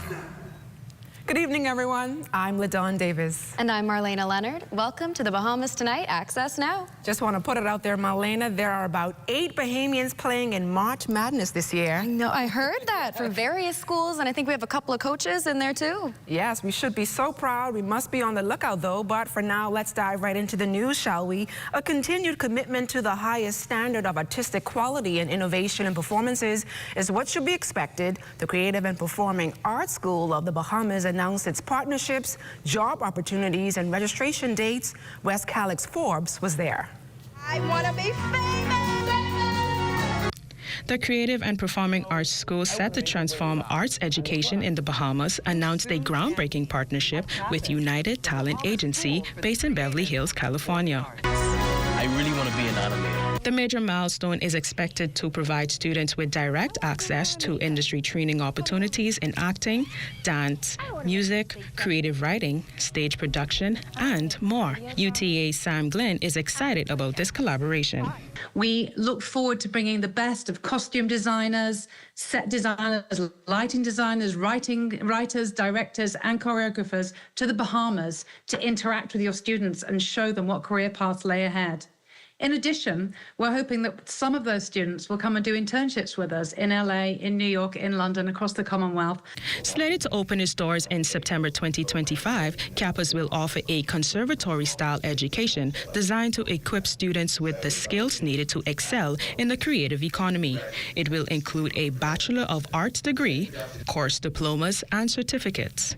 Ian Poitier, project leader, says auditions for prospective students from 18 years will take place in May.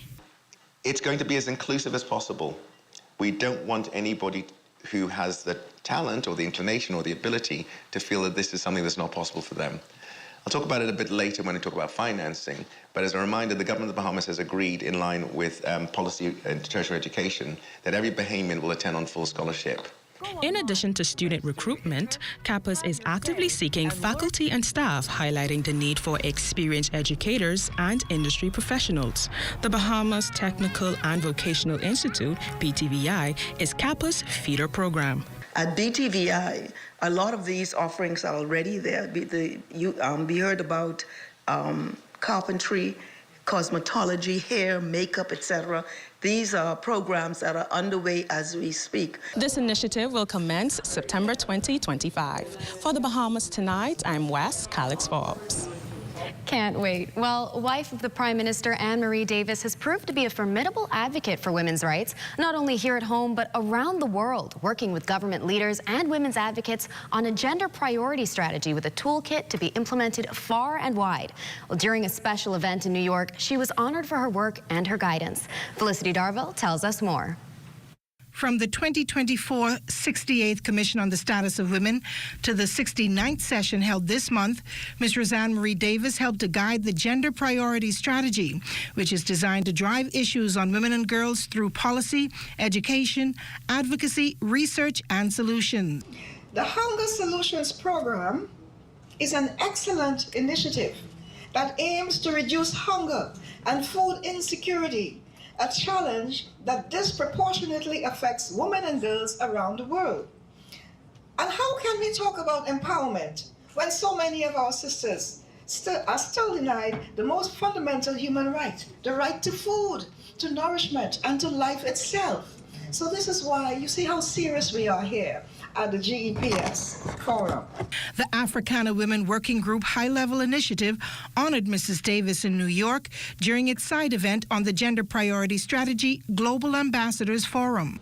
But we still cannot be satisfied with just growth alone. Not when the gap between words and actions still grows wider. Not when millions of women and girls continue to experience abuse, poverty, limited access to education, and inadequate health care.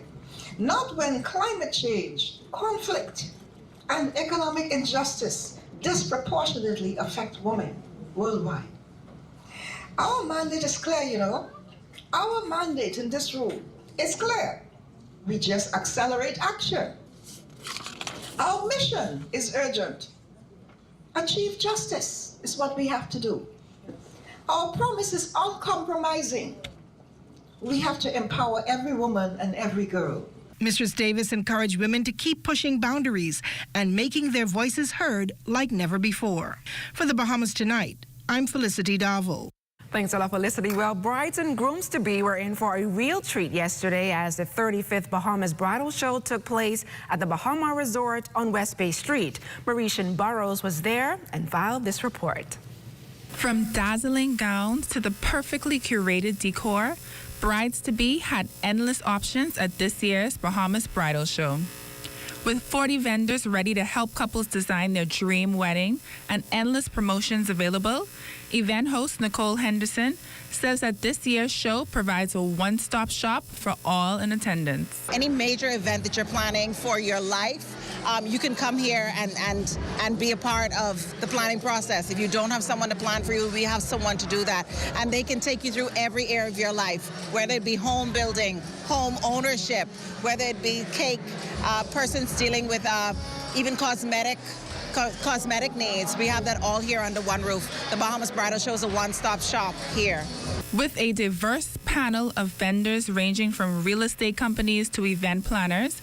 Attendees are able to fully immerse themselves in the experience and find which vendor suits them best. We are a videography and photography service. We're originally from Freeport, but we have expanded into Nassau because love everywhere, you know what I mean? Love wins. So we wanted to place ourselves where all of the engaged and even married couples who are renewing their vows, or even if they're having any kind of special event, we wanted to bring our service directly to them. And we offer party rentals for parties, regular weddings, you got graduation, everything. Anything you need, we got it for you. And we ain't working with the Bahamas. We're the best in the world, global, international. We have, you know, services where you're looking for a home, you know, and you want to build a family, you want to go larger, you want to find your dream investment. You probably want to find something, you know, that'll benefit you in the long time because, you know, buying real estate or selling real estate is an investment opportunity. And even with 35 years worth of good experience, event coordinator Makiva Wallace says that planning something to this magnitude is definitely quite the feat. You would think that it gets easier with time. It never does. So it's always trying to get all the vendors together because every year we have 40 vendors. So it's having to deal with 40 vendors, you know, getting them sorted, booking the hotel. So it's always a challenge, especially when you have to deal with so many personalities. And then during our fashion show, there's another 40 models that you have to deal with. And then there's our staff and our production team. But I think we do pretty good because, you know, people love the show. And so everybody works together to ensure that we have a wonderful show. With a total of 40 vendors and approximately 1,000 people in attendance, it's safe to say that this year's bridal show was a success. For the Bahamas Tonight, I'm Marisha Barrows. Well, reading opens up a world of opportunities for early learners between the ages of 5 through 13, something the Safe Space Foundation is hoping to share with students in this age group by hosting a reading book club each Saturday at the Elizabeth Estates Library. Co-founder and president Gabrielle Raming says about 10 students have already signed up, ready to enhance their literacy and reading skills. We reached out to the public library system and asked to partner with them and host the book club at the public libraries because we believed in the accessibility of, you know, education and literacy. So we've been seeing a continuous growth since September of 2024. The children are loving it. It also helps with the socio-emotional development of children. We sit down and talk about the experiences of the characters in the book. Children are able to develop empathy towards the different characters. They're able to discuss amongst each other what experiences they've experienced similar to the characters. An example is we talked about bullying once because the character was actually a bully, and one of our children admitted to being a bully. But we get to share things like that. If you're interested in registering your child or children with the Reading Book Club, Raming has this advice. We have signups online and also available at the Elizabeth Estates Library. So you can register a child online as well as attend the library, fill out a registration form and leave it there. You can also volunteer by signing up online, and we're going to make volunteer signups available at the library as well. Still to come, ever heard of Dizzy Izzy? Well, if you haven't, it means you aren't on TikTok. We speak with this TikTok star right after the break, so stay close. Ladies and gentlemen, put your hands together for our Minister of Youth, Sports and Culture, Minister Mr. Mario Bole.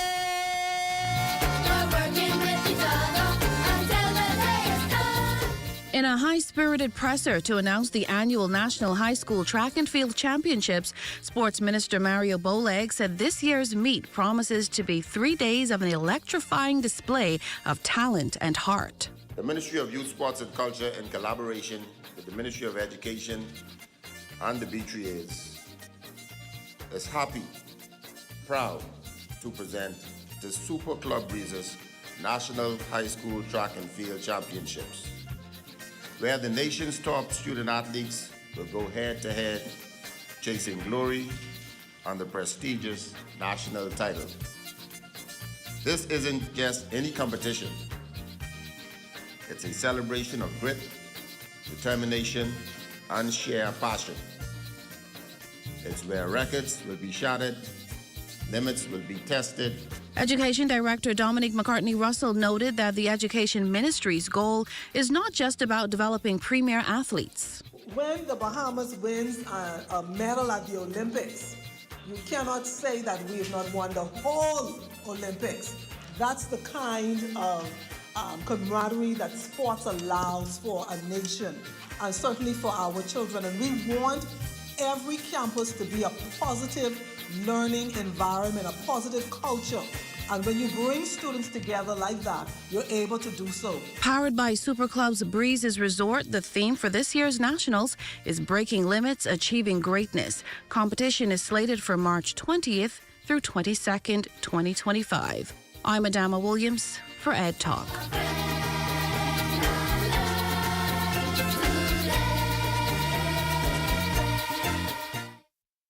While others see customers as numbers, we see our customers as people, neighbors, friends who deserve more than one-sided connections. That's why we are redefining what real connection is by prioritizing our customers and showing our appreciation by putting our money where your loyalty is. ATC customers, claim your $200 Bahamas Air gift card when you add postpaid mobile to your internet plan. That's loyalty that flows both ways. You're looking at a live shot of the Luca Kyrie behind the British Colonial Hotel in downtown Nassau. It's a beautiful shot there by our drone pilot, Destiny Reed. Well, where are we flying to today? I think we're going back to Exuma. Let's go.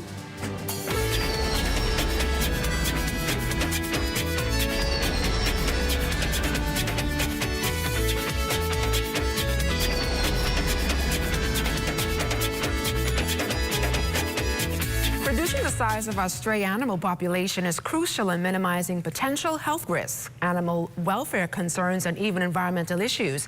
And the most effective way to reduce this population is through the spaying and neutering of animals. Corval Pyfrom shows us love tonight, on how an organization is doing its part to make that happen across the country, island by island. The Bahamas Alliance for Animal Rights and Kindness, or BARC, has a simple yet profound mission: to carry out spay, neuter, and education projects to reduce the homeless animal population and end the suffering of cats and dogs across our country. We are not a shelter. We are designed to reduce the suffering by spay and neuter.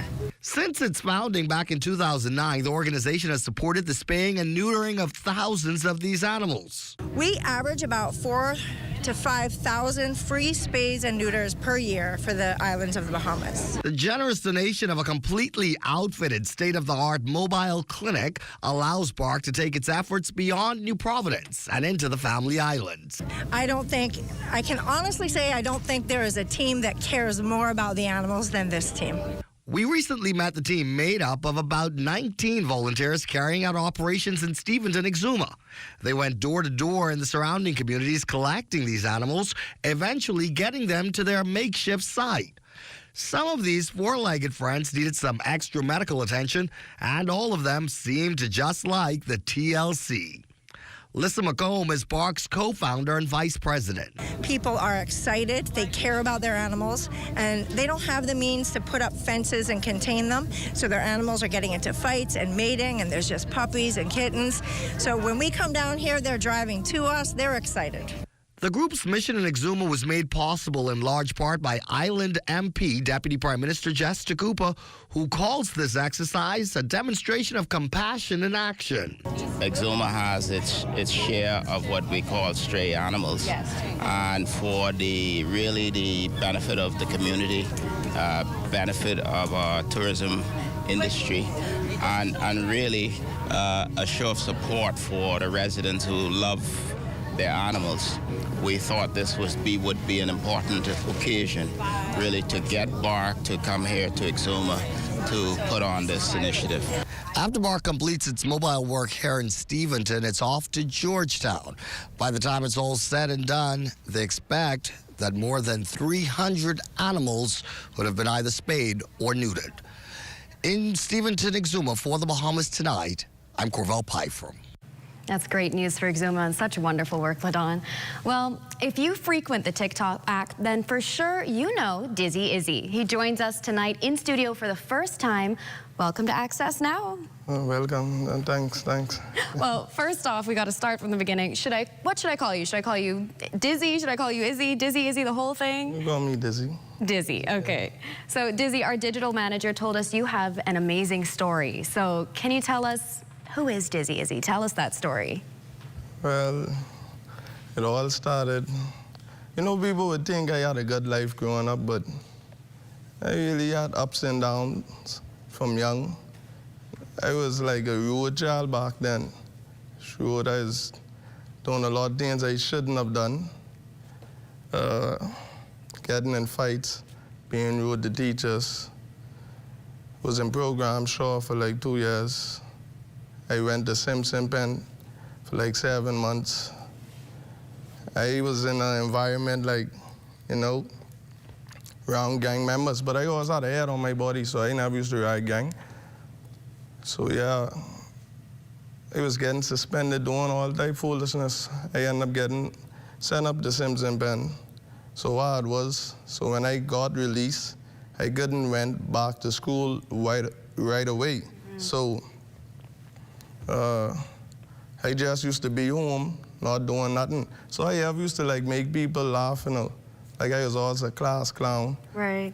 Them type of things. So I used to be home making like memes, just funny memes. So I end up, one of my friends, Jello, he used to do like videos, so I end up going in like 2 videos. And then from then, like I see how the traction was coming, so I branch off and I started doing my own videos. And now you've gone from making your classmates laugh to the country laugh. So how did you make your way onto TikTok? And people are loving the skits and performances so much. You know, are you able to profit from it? Yeah, from advertisement, promotions, hosting parties, things of that sort. So, yeah, that's how I profit from it. And where we at now? So I know you were saying that you had originally been in some other videos collaborating with other people. So how did you initially decide to make that switch for yourself to go onto TikTok solo? Oh, like, I started from Facebook though, like from long time. See, that's why I say like Simpson Pen really cost me getting into it, because it was at a point in time when I was doing my videos, I used to say oats and bread. I learned that from Simpson Pen, because we used to get off and say that in there. Like oats and bread, we never scared. I ended up saying in one of my videos, and she ended up going viral. So that's why I always look at things like everything has happened for a reason. So if that bad thing didn't happen in my life, I probably didn't make it yet. And so you're here now, but what's the next step for Dizzy Izzy? What's next for you? I just know clothing. I was trying to start a clothing line with members, like, you know, a traditional vibe. And I trying to act in a live play. Like I need to take my acting skills to the next level. Well, we see Campus is opening up soon, so maybe you'll be in there coming shortly. Yes, Mom. Well, we can't wait to see it. Thank you so much for coming tonight. Maybe next time we can get a performance live. Maybe. Well, let's check in with our Total Sports team to see what's coming up. Devin Charlton repeating as a 60-meter world champion, and some young swimmers getting some advice from an Olympic gold medalist. Details of those stories and more coming up in sports.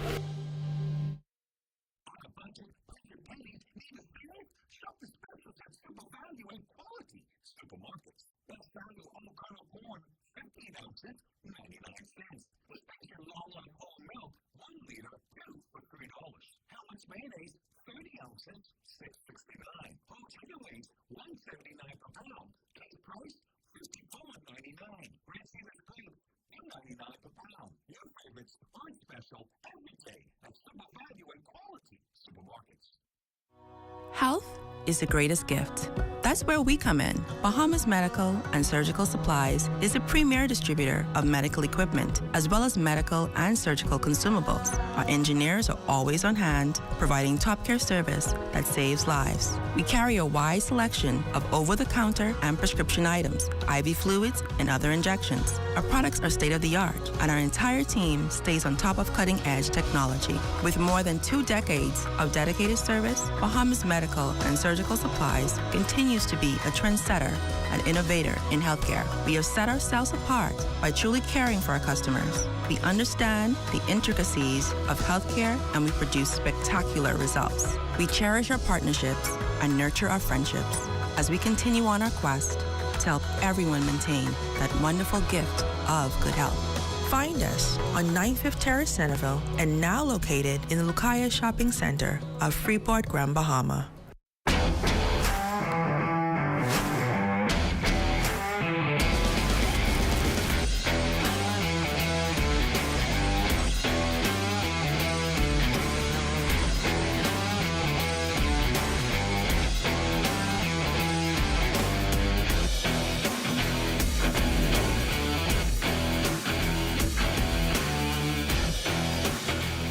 Custom Computers and Alive on the business spectrum, we work well together.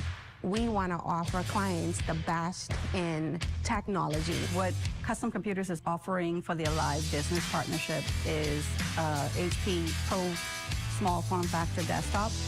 We're including with it the 27-inch conferencing monitor, so you can have that meeting at home or at work in a private area, just like you're sitting next to that person.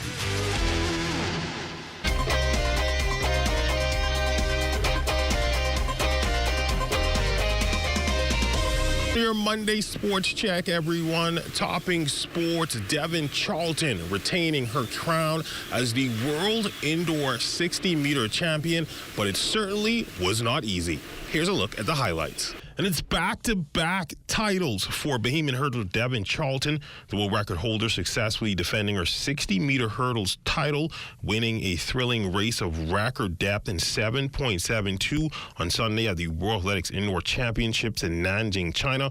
Before this final, the record number of athletes finishing under 780 in a single race was 3. Yesterday, the top 6 all beat that mark, of course, with Charlton again taking the top spot. Daji Gumbunji from Switzerland taking silver in 7.73, and Jamaican Akira Nugent getting bronze in 7.74. Charlton got off to a traditionally great start, and while her rivals tried hard to chase her down, the Bahamian held them off by only hundredths of a second to secure her second successive World Indoor title and her third World Indoor medal overall. Of course, winning the title last year and a silver in 2022. Devin is expected to return home on Tuesday with a small celebration set to take place on Wednesday. And that's when we look at your sports on this Monday. A check on weather when we return.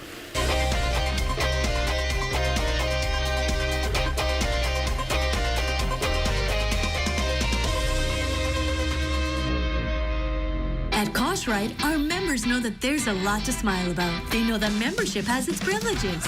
Guaranteed low pricing on every item, every time you shop. Each membership comes with 2 cards. That's one for you and a free card for a member of your household. Gold card holders earn an annual 2% rebate up to $500. Costrite members get discounts at other participating businesses. So that's a lot to smile about. Whether it be clothing, appliances, home goods, or groceries, shop at Costrite, where membership truly has its privileges. Fuel the difference. Ruby's Ultra Tech in your car. Fill up with Ruby's Ultra Tech. Spend less and go far. Fuel up with Ruby's Ultra Tech. Get the most out every ride. Just watch your car perform with the best fuel inside. Fuel up with confidence in every mile. Get Ruby's Ultra Tech in your tank and drive with a smile. Watch your car perform with the best fuel inside. Fuel the difference with Ruby's Ultra Tech.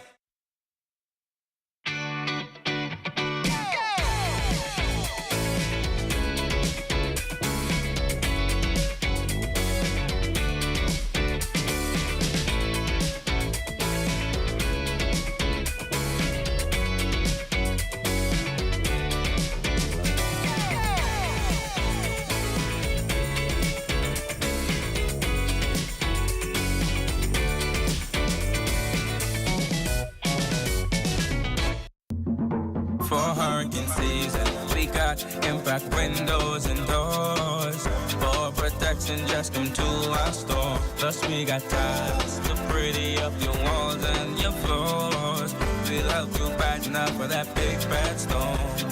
Porcelain tiles, blank tiles, mosaic tiles, a variety of styles. These 14s get right, they gotta be rough. That's why we got the best deals in the whole Bahamas. Hey.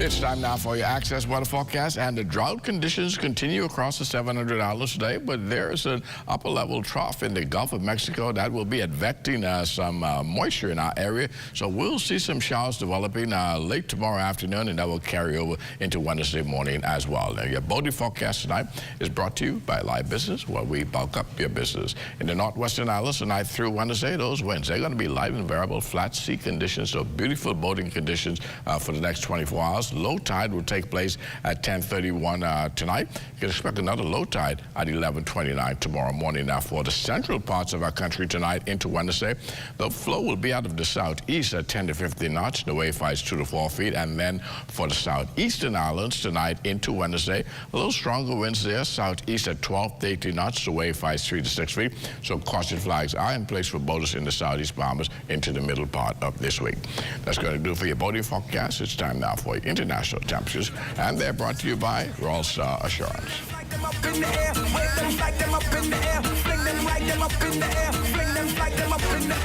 It's time to lose my mind, cause it's my time. All this liquor up in me feeling nice.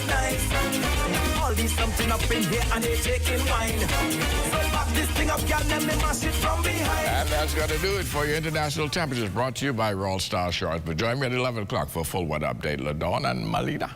Thanks a lot, Basil. So what's up next, Malena? Well, it's that time. Time for Let's Talk Socials with Matea Cunningham. Social media, the place where we lose our worries, stresses, and attention spans. Hi, my name is Matea, and you're watching Let's Talk Socials, the social media segment where I update you, the public, on all things trendy in the socials. Now, if you've been watching for a while, you've seen us discussing the viral Will Smith and Ashley Banks dance trend. Well, making waves in Bahamian social media is the Honorable Pia Glover-Roll, Minister of Labor and Public Service of the Bahamas. Why, you may be asking? Simple answer. She and her team dare not miss out on this trend. Roll the tape. Somebody's watching me. It's my anxiety.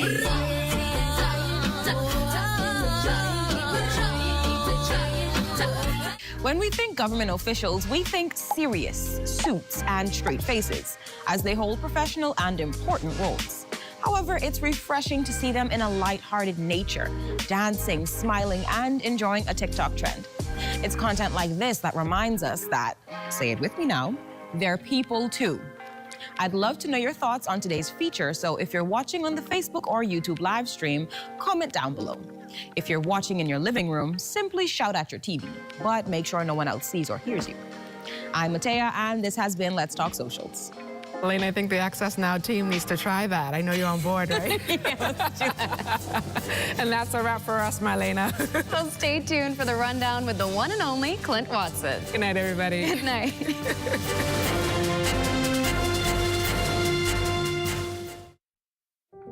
What does disability look like? In a busy airport terminal? At the check-in counter? At security checkpoints? Or even in baggage claim? Passengers with hidden disabilities often go unnoticed. Globally, 1 in 7 persons have some form of a disability. 80% of those disabilities are non-visible. In an airport environment, workers are often unaware of hidden physical, mental, or neurological disabilities that some passengers live with. This can lead to frustration and a less than ideal travel experience. So, how do we make the invisible more visible? At LPIA, we've implemented the Sunflower Lanyard program. The lanyards are visual cues for airport workers to immediately identify passengers who might need additional assistance. NAD is teaming up with the National Commission for Persons with Disabilities and key stakeholders at LPIA to launch the internationally recognized initiative. We're joining more than 180 airports and 26 countries already in the program. NAD is the first organization in the Bahamas to recognize the Sunflower Initiative. It's a way to show our continued commitment to making LPIA a safe, welcoming, and inclusive airport for all. Passengers needing to secure a free sunflower lanyard can email sunflower@nas.bs or call 1242-397-8600. For more information, visit www.nassauLPIA.com.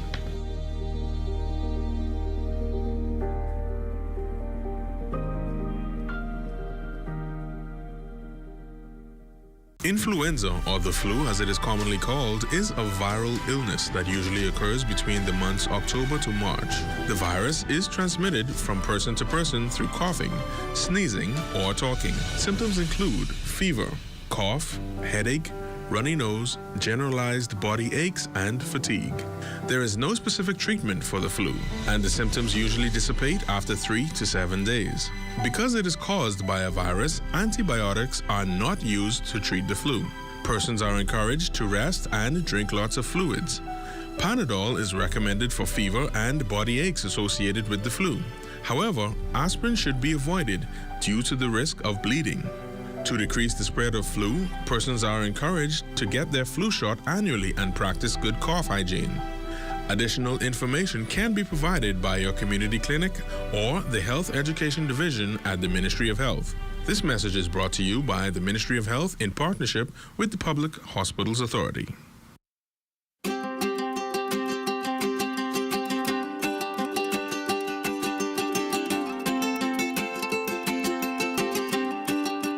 At the Dixon Hill Lighthouse in San Salvador to let you know that marine protected areas make dollars and cents. A well-designed and managed network of protected areas can generate income for nearby communities. From MPA managers to lodges to eco-tours, there is money to be made.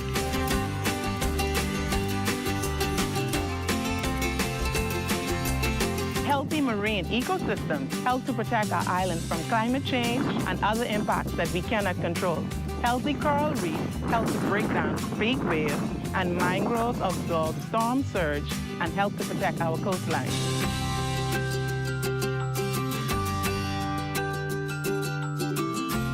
Older and larger fish tend to carry more and healthier eggs than younger fish. Fish replenishment areas will allow fish to grow bigger and ensure that we have more fish now and in the future. In a replenishment area, fish are free to grow and reproduce. As their populations increase, more fish will spill over into other areas where fishermen can increase their catch and their income. I support the establishment of a marine protected area on my island. I support the establishment of marine protected areas on my island. I support the establishment of marine protected areas on my island. I support the establishment of a marine protected area on my island, and you should too. And you should too. And you should too. And you should too. See the future with Bahamas Protected.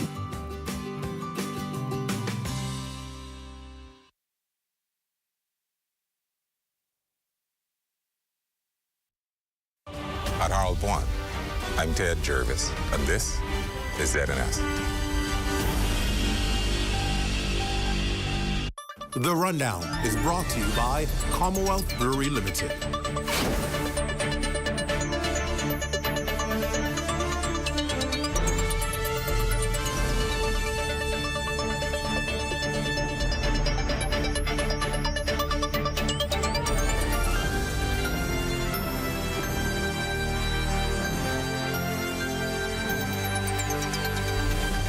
Good evening, everyone, and welcome to the show. It's indeed great to have you with us for another week. Well, could the police officers and the Defense Force officer named in the United States indictment for guns and drug smuggling be planning to plead guilty? Well, the U.S. District Attorney made a bid to the court to bid for more time as the accused consider taking a plea deal. Here's Felicity Darville with more on this story. The officer formerly in charge of the Royal Bahamas Police Force Airport Division, Chief Superintendent Elvis Nathaniel Curtis, Sergeant Prince Albert Simonet, Defense Force Petty Officer Darren Roker, and other Bahamians and Colombians will have to wait another 60 days before their case goes to court. Their matter was scheduled to be heard in the Supreme Court, Southern District of New York, this Wednesday. It was to be a pretrial conference that would allow the judge to hear preliminary evidence and decide if there was enough basis for the case to go to trial. But acting U.S. Attorney Matthew Podolsky petitioned the court for a 60-day postponement, and it has been granted. In a letter to the court, Attorney Podolsky said the parties are actively engaged in discussions that may bring some resolution to the scheduled pretrial proceedings. Curtis and others approved this motion, which may indicate a willingness to plead guilty and take a plea deal that would in essence result in them receiving lighter sentences.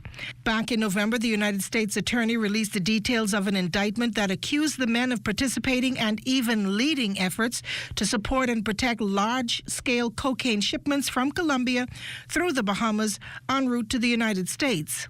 These alleged operations also involved illegal weapons. Now, Attorney Podolsky told the court in his petition for the adjournment that the U.S. government is also in the process of providing discovery to the defendants. This means they will have an opportunity to review the evidence that is intended to be lobbied against them during the trial. The 60-day adjournment will allow for time for the defendants to review the file and consider if they wish to file any motions.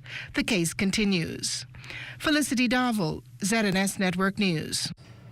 Thanks a lot, Felicity. As you can imagine, there's a lot of discussion that's going to be taking place surrounding this case because, of course, the eyes are watching to see what will unfold. How will it unfold? If you hear the trend of thinking is for them to take a plea deal, that means they're going to perhaps give up and cooperate with the prosecution and be able to give them additional evidence, but maybe even perhaps additional names.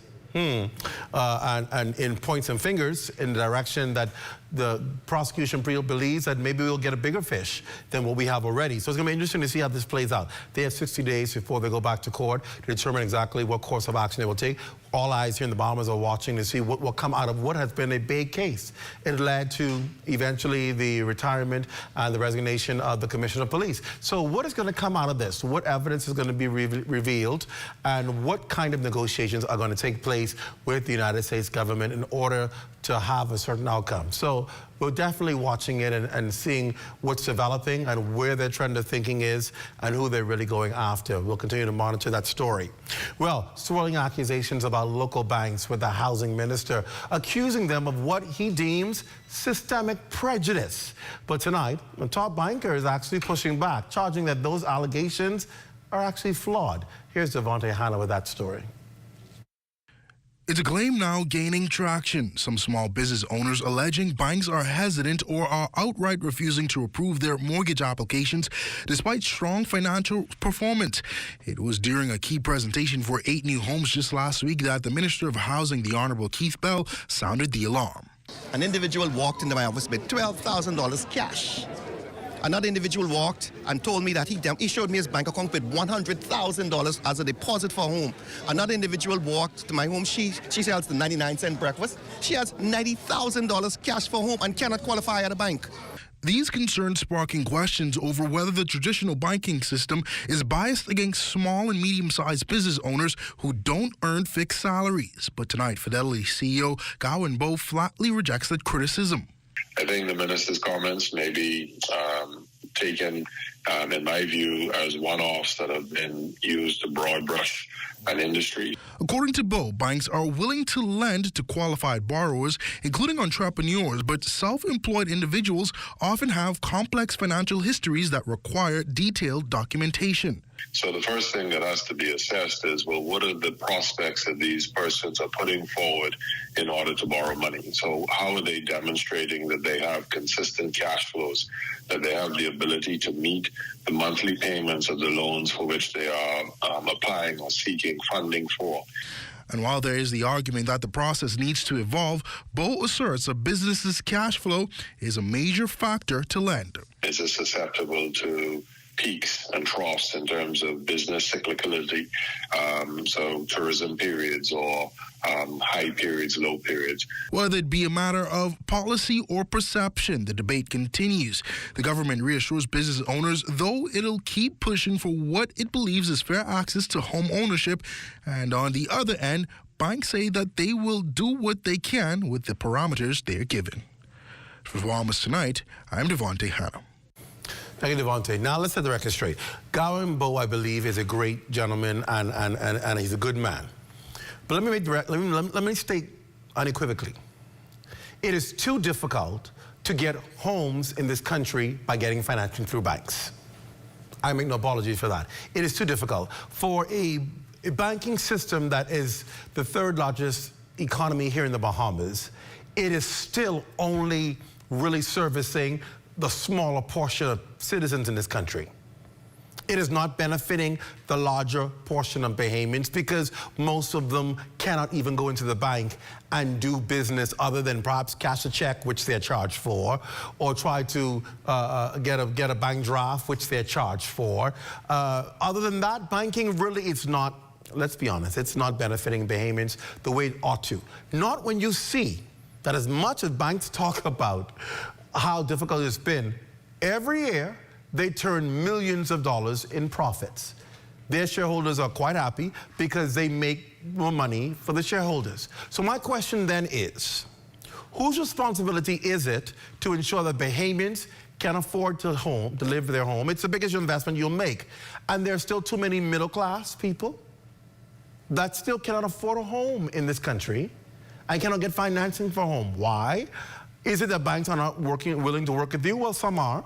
And Garimbo was correct when he talked about those persons who are their own business owners, their own entrepreneurs.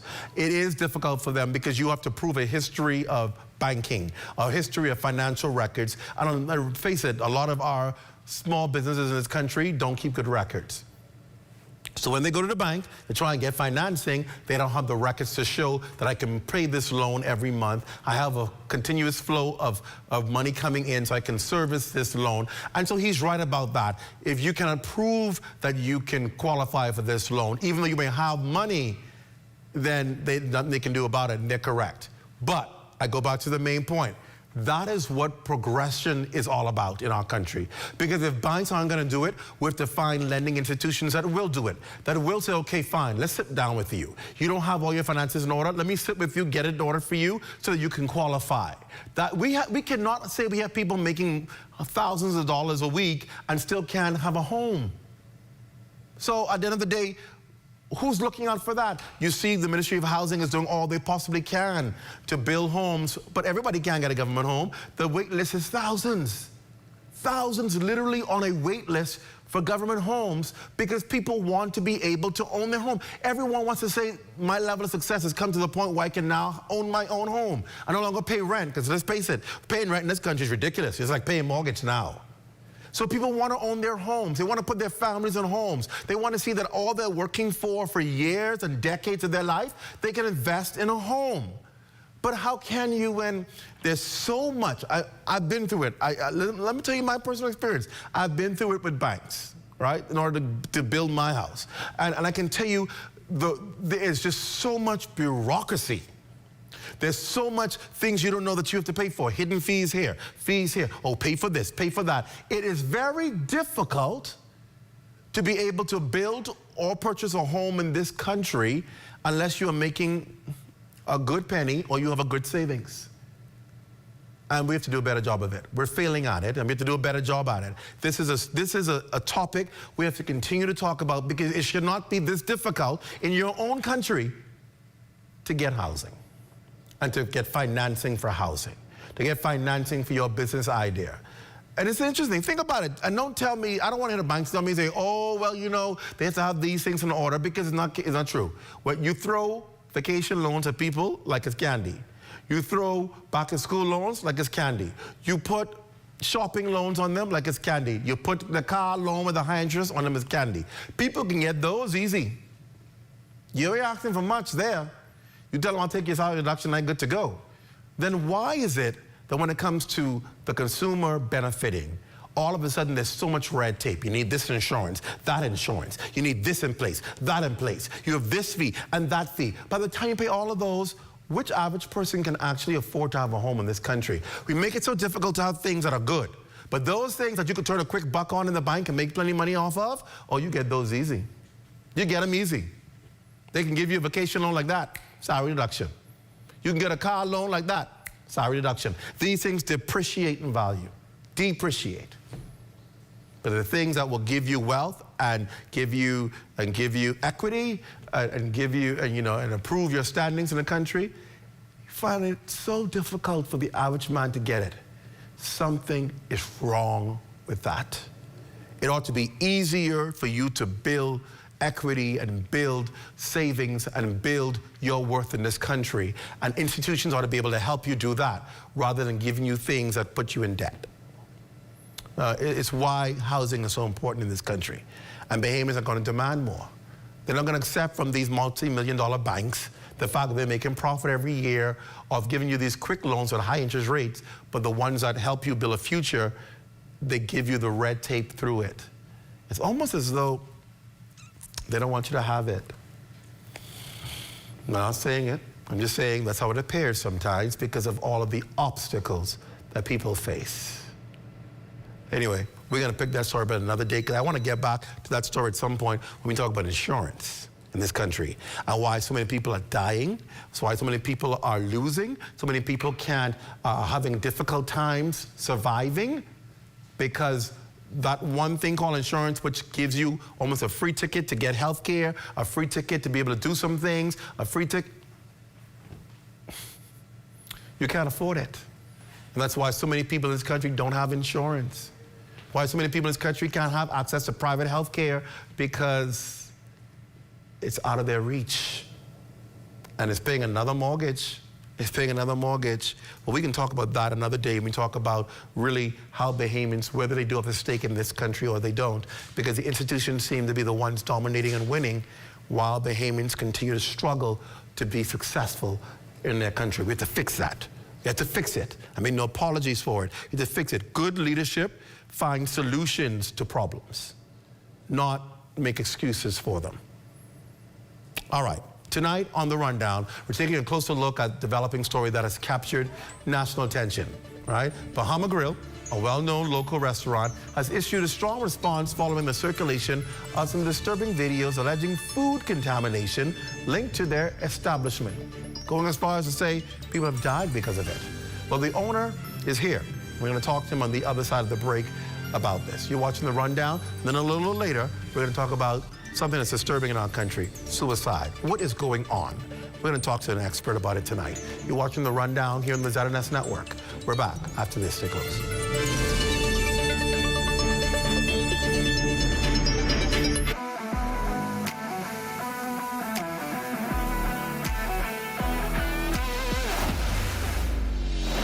Bahamas Striping group of companies, we have been in Exuma now for the past 4 years, carrying out our paving program. A part of our company's philosophy is producing work to international standards. So when you look at our paving division, we have a state-of-the-art lab to do all of our testing in-house, as well as a state-of-the-art asphalt plant with a trained technician carrying out the work on that site. The overarching goal of our company is to produce the work that we're doing in the entire Bahamas to international standards. We also make a difference by the training of our staff. We have a very intensive training program going on to where we are teaching young men how to learn the art of striping. Being a young man myself, I've made mistakes in the past. I was given a second chance to better my life, and it's only fitting that we pass that along. What's important for us is giving them a second chance for them to get a skill and a career that could take them further in life.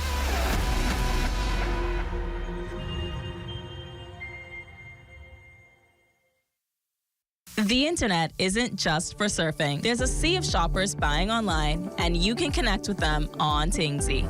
Tingsy is the SBDC's online storefront built for Bahamians. Take your business to the next level by selling to customers online, both at home and around the world.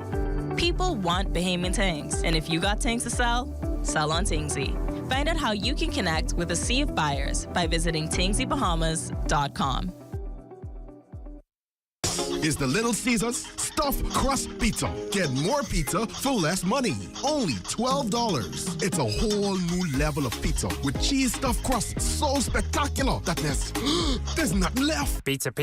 A delicious pepperoni pizza with the crust stuffed with lots of cheese and brushed with butter and garlic flavor and sprinkled with Parmesan cheese. Hot and ready Thursday to Saturday between 4 and 8 for only $12. Simply irresistible. And only at Little Caesars. Pizza.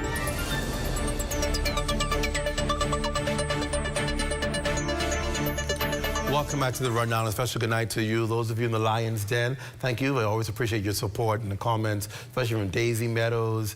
It's always a pleasure. I see you, Frederica and Monique. Thank you as well, and all of you who are in the Lion's Den. Those of you watching on YouTube, whether you're in the Turks and Caicos, around the Caribbean, or around the world, watching, welcome. Those of you here in the country, thank you for whichever platform you're joining us on. It's good to have you for the Rundown.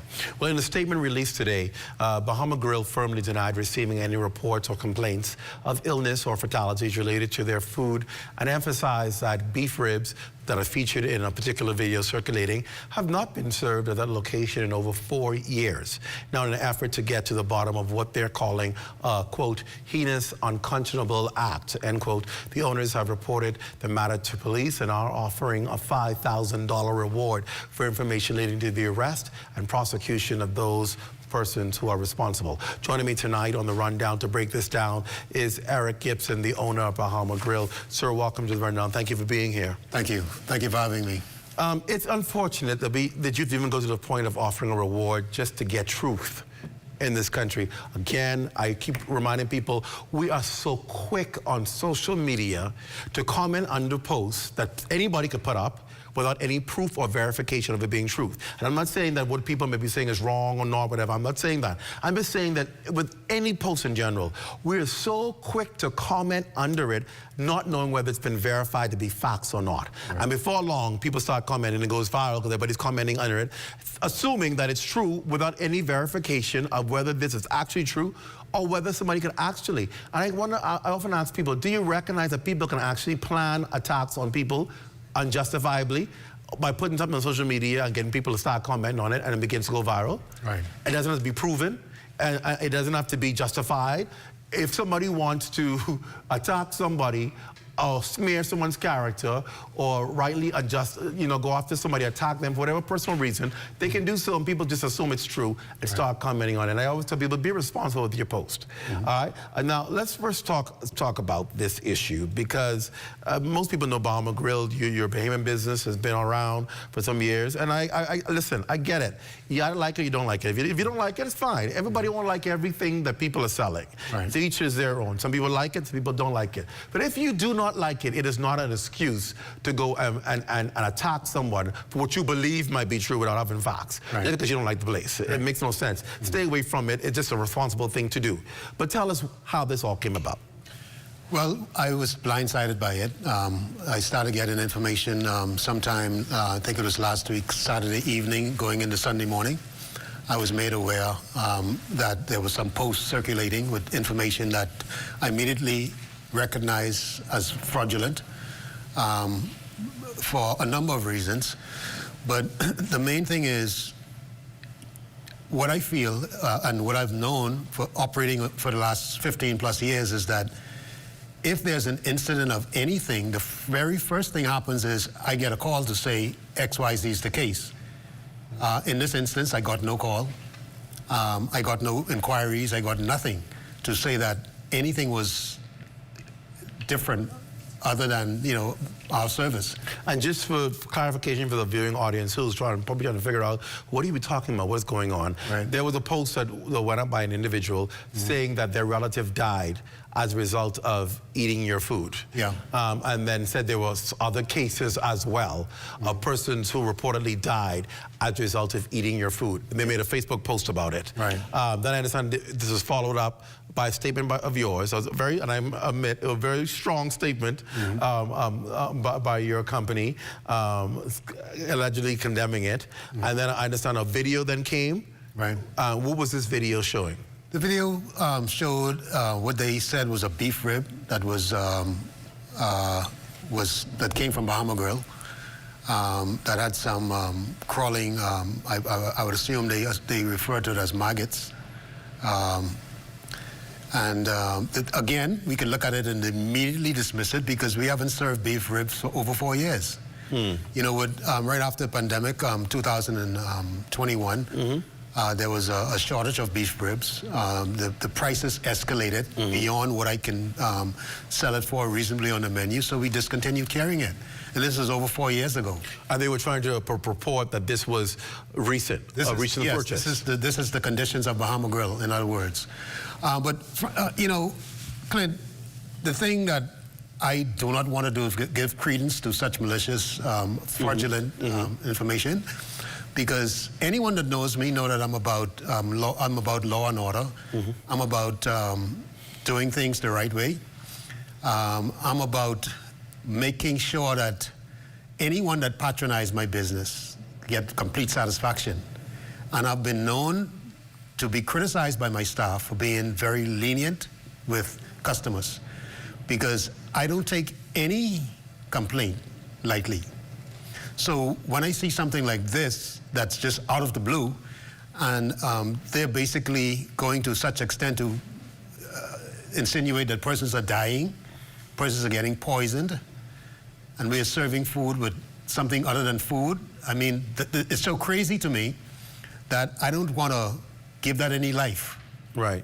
The Ministry of Health did release a statement saying that they heard about reports and they were going to investigate them. What is your response to that? I haven't gotten anything, Clint. I've been, this story, this information came out on Facebook, like I said, last week, Saturday, so it would have been a week and a few days now. I haven't gotten any complaints from anyone. Have you heard from the Ministry of Health and Wellness? No. They've not called? No. But Clint, why would I hear from them if it's false?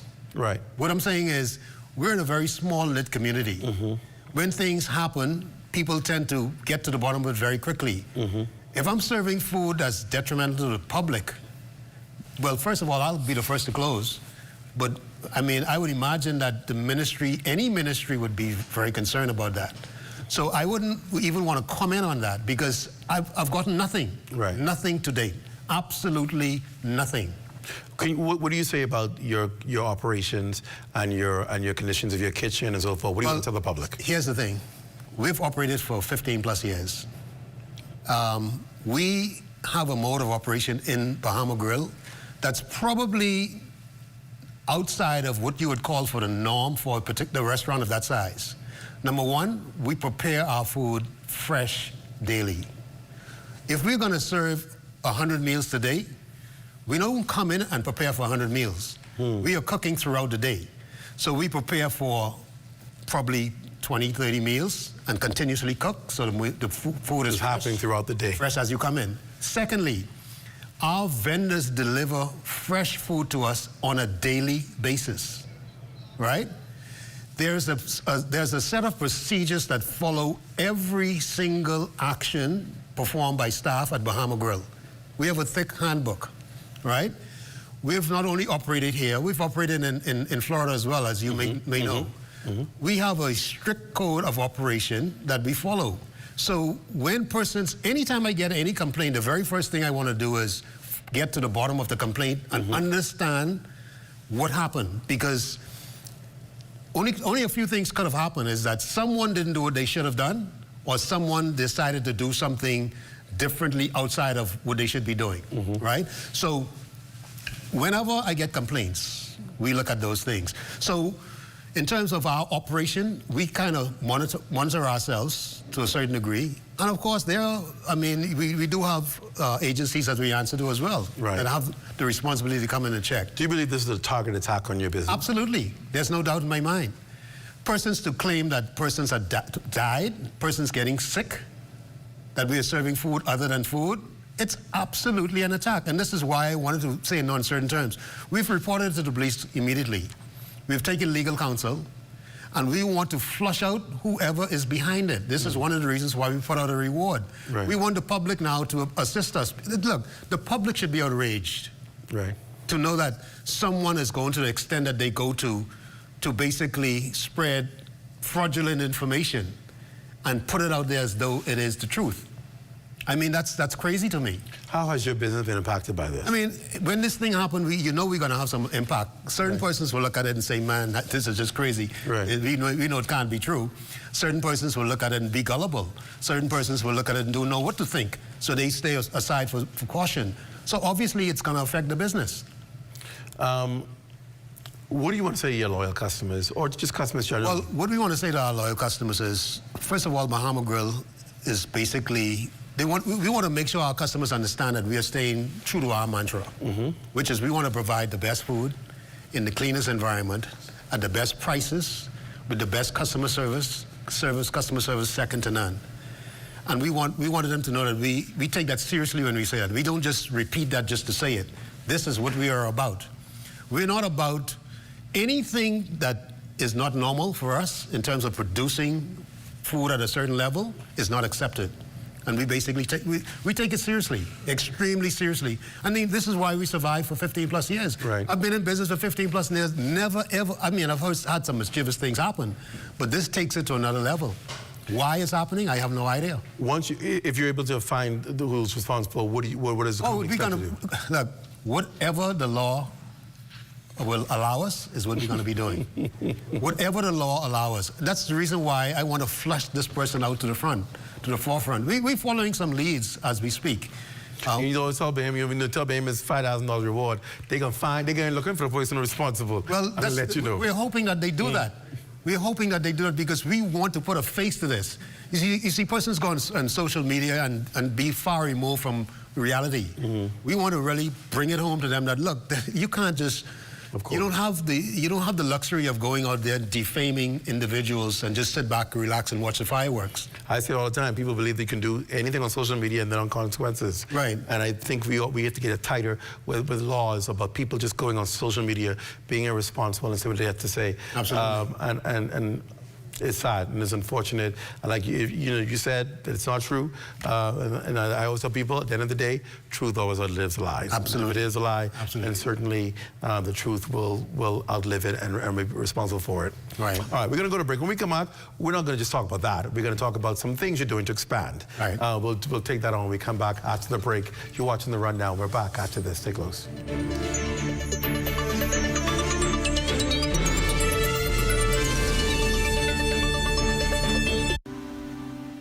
Mailboat service is a critical service to the islands of the Bahamas. Certainly, Andrews has always been there and dear to us. That's where we're born and raised. And so we play a crucial role in advancing the growth and development of Andrews. Customers want service and they want consistency. From the start, that's been our commitment. We work to sail on time every time. Our customers have come now to expect this from us. And one of the biggest challenges we've had was finding adequate funding. SPDC from the very start has been a lifesaver.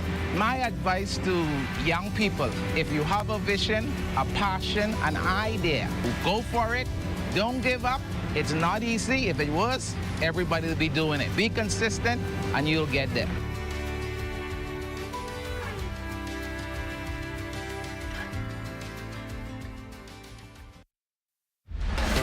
Planning the execution of a newscast is serious business. From the assignment to the concept of the story, everything has to be precise, on point, always. The Bahamas Tonight, the national report, is your trusted news service. We get it right the first time.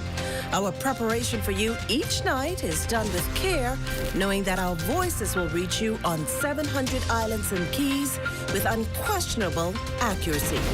It gives me great pleasure each night to say, welcome to the Bahamas Tonight, the national report. I'm your national anchor, Mukesh Lapinder.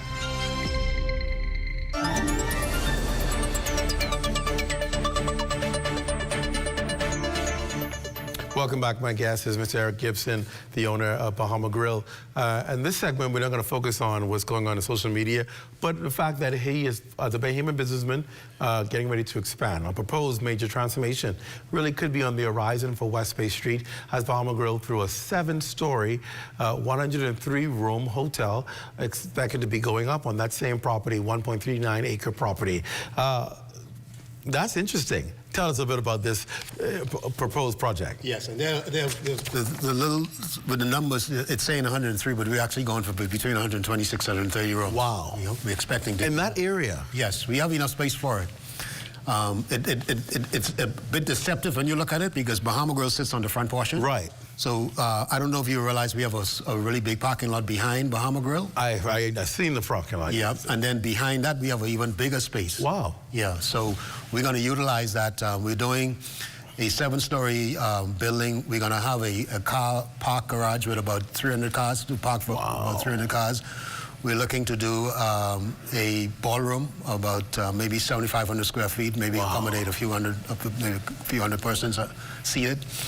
And we're looking to do 3 restaurants and about 4 bars in addition to the 130 rooms. That is amazing. Yeah, so we're doing. And you're calling the King's Court Hotel? King's Court is the complex, King's Court complex, and then we're talking to a brand right now to a major brand to take the brand ownership for the hotel. So we'll come under a major brand. That's amazing. We're looking to do that, and we're in advanced stages now.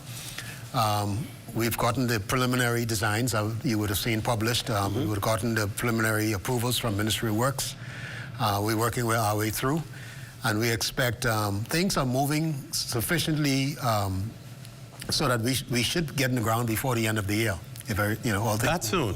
Yeah, we're looking to get in the ground by the end of the year.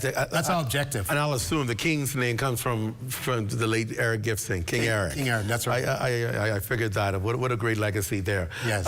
Why this hotel project? Why this project? Because so many Bahamians are afraid. We've been saying, why aren't our own people going into one of the biggest things we need in our own sector? Yeah. And people always fear about it. Why have you made this leap? Well, I'll tell you, honestly, when I started out, I always wanted to do a few rooms for a hotel, and I was going to hedge it with some commercial space.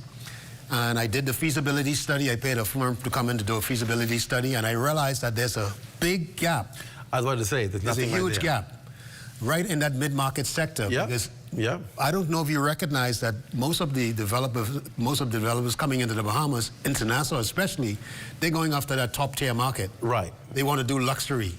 And there's more than that visiting the Bahamas. Exactly. We have a lot more than that to offer. The other thing I recognize is that most of these big conglomerates, when they put their monies in and get that top luxury, they're looking to keep the tourists at their location. King's Court is going to try to do the opposite.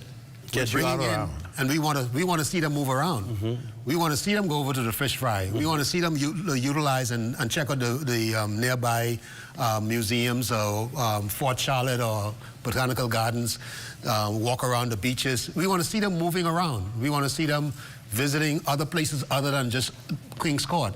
So we're looking to challenge the system a bit, if you will. I don't want to really say it like that, but because we think that mid-market is just a sweet spot where we can offer a product that more persons can afford and make the product in Nassau especially more affordable. How many full-time jobs will this project offer, and what are some of the roles? We're looking, well, obviously it's a full hotel. So we're looking all the whole roles in the hotel, starting with the general manager, front desk managers, front desk agents, bartenders, waiters, technical staff, with the engineering. It's a full hotel, right? We're doing everything any hotel would do. So we have a full cadre of persons. So we're looking at, with just the hotel sector alone, we're going to be around 150 persons. Wow. When you start to add the bars and the restaurants, we're going to be well over 200 persons. How do you think this is going to impact the community that you're in? Well, we're looking for it to spur more investors like myself to come in and do some more for the Bahamas. Because that's another thing, Clint. We don't really own our tourism product. Our tourism product is owned by foreigners mainly. So with me doing this, I'm hoping that I can encourage other persons to come and do the same thing. More of the persons with more means than I have to come in and participate in this sport, in this tourism sector, because it's wide open. And of course, that's a very congested area. How are you going to handle all the traffic flow and stuff in there? That part of it is, believe you me, once you approach Ministry of Works, they're going to make sure everything is... But we actually have, we sit, I don't know if you recognize or realize that we sit between two roads. Correct. So we're going to utilize that for the in and out. and then make sure that we should have minimal impact on the traffic on West Bay Street, because we're coming in on one road and going out on an existing road that basically just sit there now. So it's minimal impact. It's all been considered by the various departments already. So we understand it's going to be a reimagined Bahama Grill. Absolutely. What is that going to look like? Well, what it'll look like is, it'll look like Bahama Grill taking it to the next level. We don't want to make Bahama Grill. The one thing I've done for the past 15 years, I fought to keep the prices of Bahama Grill reasonable. I don't know if you recognize that we have some of the most reasonable prices in Nassau when it comes to dining out. And that's not by accident. So my intention is to maintain that, but take the facilities to another level, right? So make it more inviting for persons. We basically want to up the notch a bit for Bahama Grill. Bahama Grill will sit as one of the four restaurants. Yeah. So we'll have that still there, and another couple of restaurants to complement. Nice. Obviously, you talked about the fact that it'll be for mid-tier travelers who are not on the high end, but want to still come to the Bahamas. Do we need more resorts that can cater to that market of people who don't have that high spend, but they still want to experience the Bahamas? Well, the feasibility study points directly to that exact thing, because if you want to come to the Bahamas right now, it's very expensive. We have a very few participants in that mid-market. And think about this as well. We've never had a hotel built from the ground up for that mid-market. True. We haven't had that for I don't know how many years. We've had a lot of hotels renovated, none really created for that space. So the whole thing, I'm very excited about it. I've been getting a lot of good positive feedback from a lot of persons in the industry. And it's been said that Nassau especially have a shortage of rooms, so we expect to fill that a bit with, 130 room, 100, as much as we could. But once this is in place, we're already looking at the expansion portion of it. We're already thinking expansion. Wow. Because we anticipate that this is going to catch on very quickly. And obviously, people always want to know, and of course, this is going to cost, is there a price tag to what this will cost? Well, right now we are looking somewhere between 30 to 45 million, and the reason why I can't give you an exact price right now is because we've only gotten to the design phase. We still have to get our engineers in and do. This is why we're going to take until the end of the year to get started. But now we need to put them to work now, get all the details of what needs to be done, and we should be somewhere in that 30 to 45 million dollar range. Wow. Well, congratulations to you. We definitely look forward to supporting and looking forward to seeing this come up out of the ground. Thank you. Thank you, Eric Gibson, for joining us tonight in the Rundown and talking to us not only about what you're facing now. They always say you always go through your darkest hour right before morning comes. And so obviously you've already told us about the sun shining again. Yes. There's no doubt you go through trials and tribulations before it. Yes, well, I always, I'm very optimistic. I don't let anything pull me down, so to speak. I look at everything as a challenge. This is one of those challenges that obviously I have to address and get over. I would prefer not to have it, but obviously it's there, so I have to deal with it. But I'm looking forward to bigger and better things. I'm looking to really take the Bahamas forward to bigger and better things. It's just not me or my family. It's really the whole Bahamas. Well, thank you for being here and sharing your story with us. We appreciate it. Thank you. Stay with us. We're going to talk about a very serious issue, suicide. It's crazy, but we need to get the facts on what we can do to address it. You're watching the Rundown. We're going to talk about that after the break.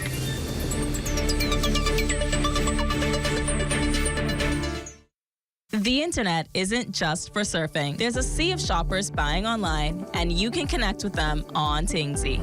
Tingsy is the SBDC's online storefront built for Bahamians. Take your business to the next level by selling to customers online, both at home and around the world.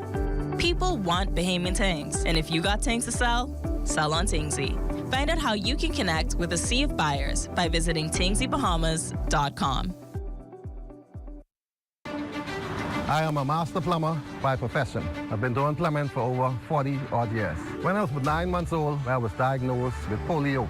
To me, living with polio, I took it the way it is. I never allowed my polio to get in my way of anything. In fact, I love when people doubt me, and I just prove them wrong. And let me tell you, in the world, you could only find a plumber as good as me, but you ain't gonna find no plumber better than me. People with disability, they just need a chance. In this program, I feel so encouraged. Most of the mentors have different kind of disability, but disabilities like me. Sharing and caring and showing so much support with people with disability. They would encourage you to go beyond. I wish this was around a long time ago. Right now, I would have been a millionaire. You out there who have a disability, don't be afraid. Take the step. If you believe it, you could achieve it. And remember one thing, ain't no one better than me, and ain't no one better than y'all. God made all us equal. For more information about how the SBDC can help your small business to make a big impact, give us a call at 461-7232 or visit sbdcbahamas.com.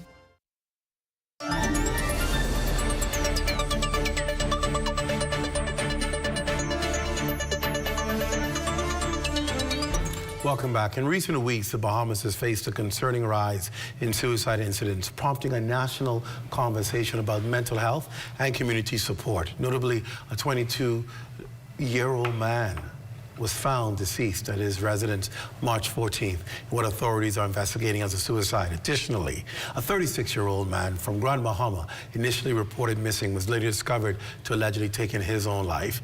Well, they say connection is suicide prevention for all ages. And the head of the Bahamas Christian Council agrees. But he says it's pivotal. People understand there's more to it. And that's where our Daniel Dean picks up this story. Take a look.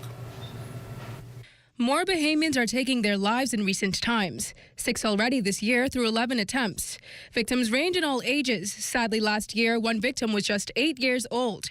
President of the Bahamas Christian Council, Bishop Dr. Delton Fernando, matching his experience in psychological and spiritual matters, says he's come to this conclusion. I could pick up your phone right now and figure out what space you're in. But I'm trained, I'm professional, I work with law enforcement. I can tell you a whole lot about your life just by what the reels give me as soon as I pick up your phone. And I know that's scary, but it's what you're tapping into. Your space, the AI, the system is designed to give you more. If you're into darkness, it'll give you more darkness. If you're into light, it'll give you more light. But from his observations, some of it statistical, these circumstances have been the trigger. A downturn, a difference in your present situation, that you're not in the financial condition that you used to be. You might have lost your job. You might have had an occasion that you couldn't make a bill payment, that your water is off, your light is off. Can't pay school fee, can't pay. You think about the compounding problems that bring you to a place that you feel hopeless. I can't get out of this. Nobody is helping me. Fernando warns those vulnerable not to get lost in the alternate reality of social media, suggesting they surround themselves with persons who can pull them out of the pit. Don't hit a like, don't hit a button, don't share it on social media. You can find a person of faith that is not only sharing the gospel of Jesus Christ, but is prepared to walk you through and bring you back from the edge and bring you back to a place of standing strong. The Crisis Center operates a 24-hour hotline, 322-2732, or dial 911. Reporting for the Bahamas Tonight, I'm Danielle Dean. Thanks a lot, Danielle. Well, tonight we're talking with a licensed clinical psychologist, Dr. Valerie Knowles. And of course, she's from the Bahamas Psychological Association. Dr. Knowles, it's really an honor to have you here tonight in these few moments. From a psychological point, what are the underlying factors that are contributing to this recent wave of suicides and attempts on suicides in this country? When we talk about the psychological factors, you know, the psychological factors do not operate on their own. Right. Usually there's an interaction between the individual psyche, the interaction with there's also the community psyche around the person, there's an interaction with the whole national psyche, all coming to bear on the person as they cope with their problems. But when we look at it from the psychological perspective, which is different from the psychiatric perspective, a psychiatric perspective suggests some underlying mental disease that perhaps needs a medical intervention in addition to therapy and other interventions in order to bring a sense of balance. But I'm happy that you persons understand the psychology of it. That puts it within our own domain, within you and me and Susie and Harry down the road. Something we have control over. Exactly, that we begin to work with. And I know the persons talk about it, and I always look at it this way. People say, you need to stop talking about Dorian, you need to stop talking about COVID, though that's gone. But prolonged impacts in terms of individuals who may have been holding on since that initial attack, who may have just come to the end of their sense of resilience. We've seen more persons who are still holding on. Bahamians are resilient people. The cost, like Dr. Fernandez said, the costs have gone up, rent has gone up. But one of the things that has not happened is that, you know, there was not a break to recuperate, come back to normalcy, if there's such a word, get your power back and come back out fighting. So many times if you look at your tolerance level as a cup full, right? And so if you take out some out your cup, if you're able to take a whole lot of your cup, because you're going to need some space to cope with day-to-day issues that are coming up.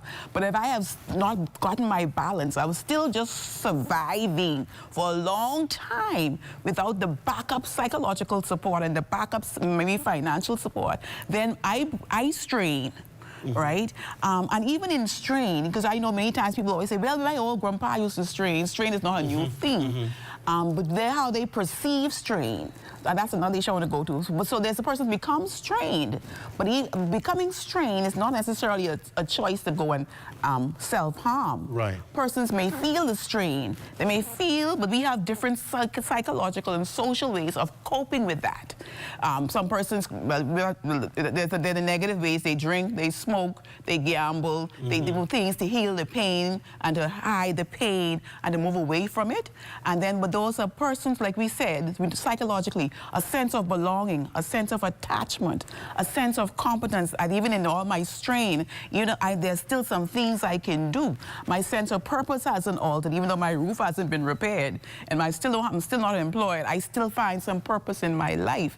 And so my sense of identity is still strong. I'm still a child of the king, or I'm still a Johnson. I still have a family. I have some way to strengthen me as I cope with the strain as the issues become more difficult. Is there a certain sector that is being targeted, or that we're seeing based on demographics that it's unfolding more? I mean, we saw in the story that a lot of the cases we've seen so far are men, and then young men.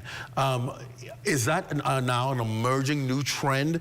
And then, of course, people will say, well, yeah, because a man has to bear the shoulder of all the responsibilities. So if he can't provide, if he can't give, then he becomes he's defenseless, almost to say. But are you seeing that it's happening? You know, I'm reluctant to say there's a trend, because the numbers are so close, and the study hasn't been done, and then one year they're up, and the other year they're down. True. Okay? But I think if you're talking about psychological burden, psychological bleeding, right? Psychological strain, the prophet, priest, king model is a toxic one for a lot of persons. I'm not saying it's wrong, but if I can't read and I can't write, if I don't have a job, I must still carry this load on me, as opposed to teamwork, right? And sometimes we define our own masculinity doesn't even allow for teamwork. Right? And then are we allowing them to be able to be a man if he doesn't have a job, if he's not working, if he cannot read? And can we bring together, and you support me in my weak moments, I support you in your weak moments, or do we still are not connected and we want to blame as if we move through? But I think one of the things that in terms of national empathy, social empathy, is recognizing the stresses in the society escaped nobody.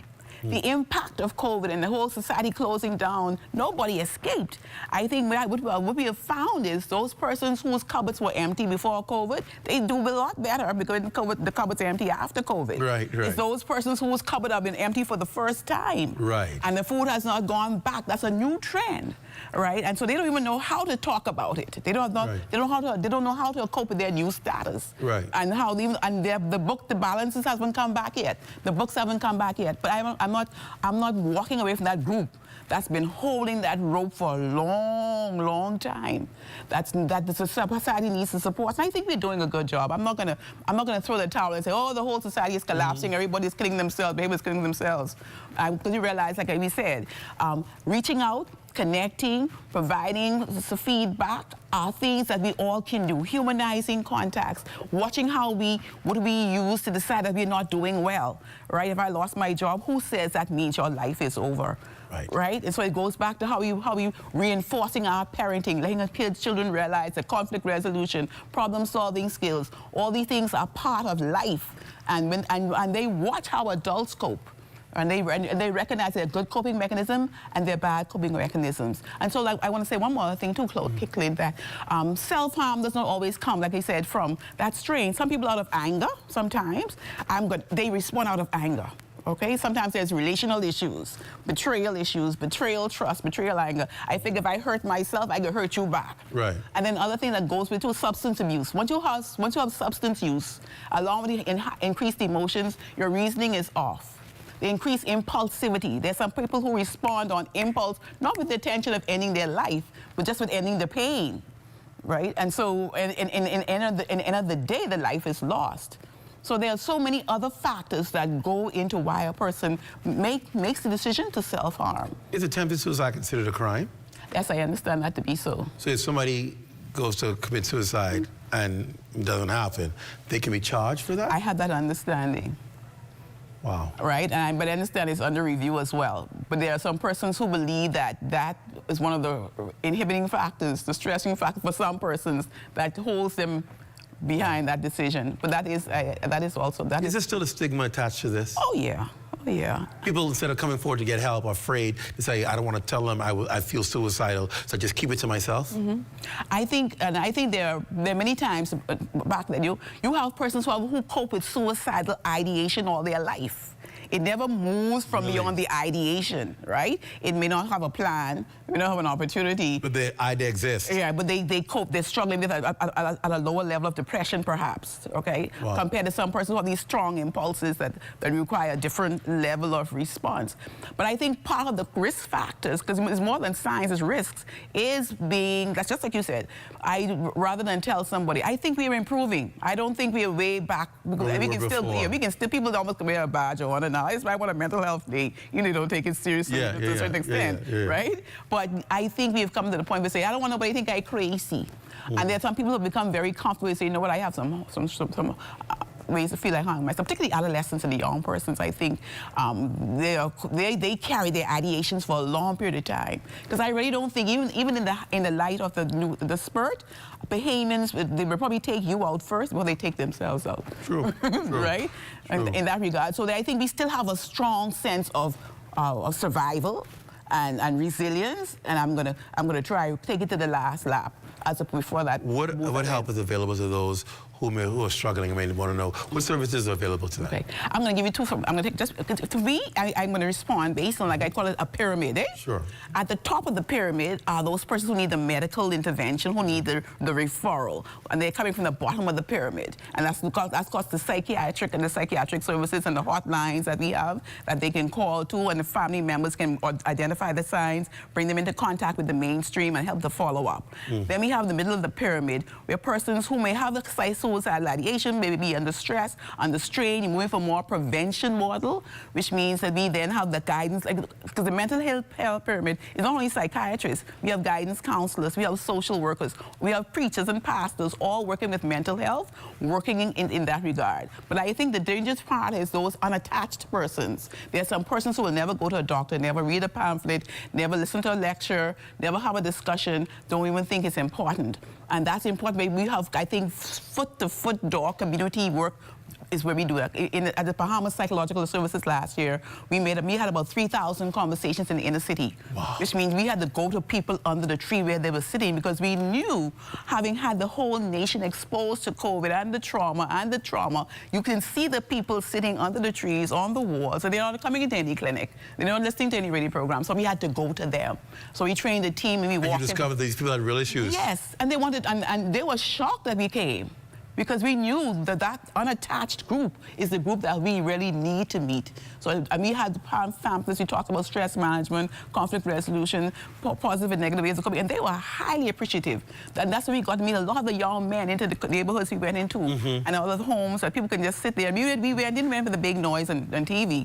We went just because of confidentiality. Of course. And we just went and talked and took the service to them. With the support of the Ministry of Health, we were able to do that. Do we have the support in our system for mental health? I know people saying there's so many people who need help, we don't have enough professionals to help. I think we need to stop thinking of it as being a specialized need of intervention. Yes, for sure, I'm not going to say yes, we always need more psychiatrists, right? But I believe what we've done, we've trained 1,000 people within the last 2 or 3 years to be lay persons, we call it psychological first aid.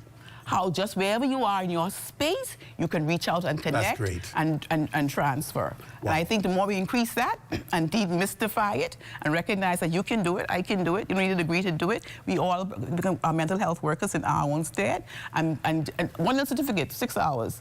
That can help you to touch other lives. That's amazing. Dr. Knowles, thank you for coming on the show tonight and being our guest. I appreciate the work that you and your colleagues are doing to try and save lives. Thank you so much. Oh, you're welcome. And that does it for the Rundown. Be sure to stay locked on the ZNS network for the Bahamas tonight at 11. It's the final newscast of the country with the latest news and information with Royston Jones. And he's here getting ready for 11 o'clock. For all of us here at ZNS, I'm Clint Watson. Thanks for joining us. Good night.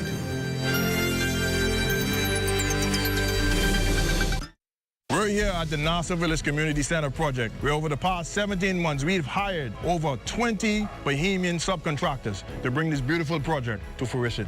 I've been living in Nassau Village for more than 19 years, and to see a project like this brings great joy and pride to me. This state-of-the-art multi-purpose community center will serve as a crime-fighting initiative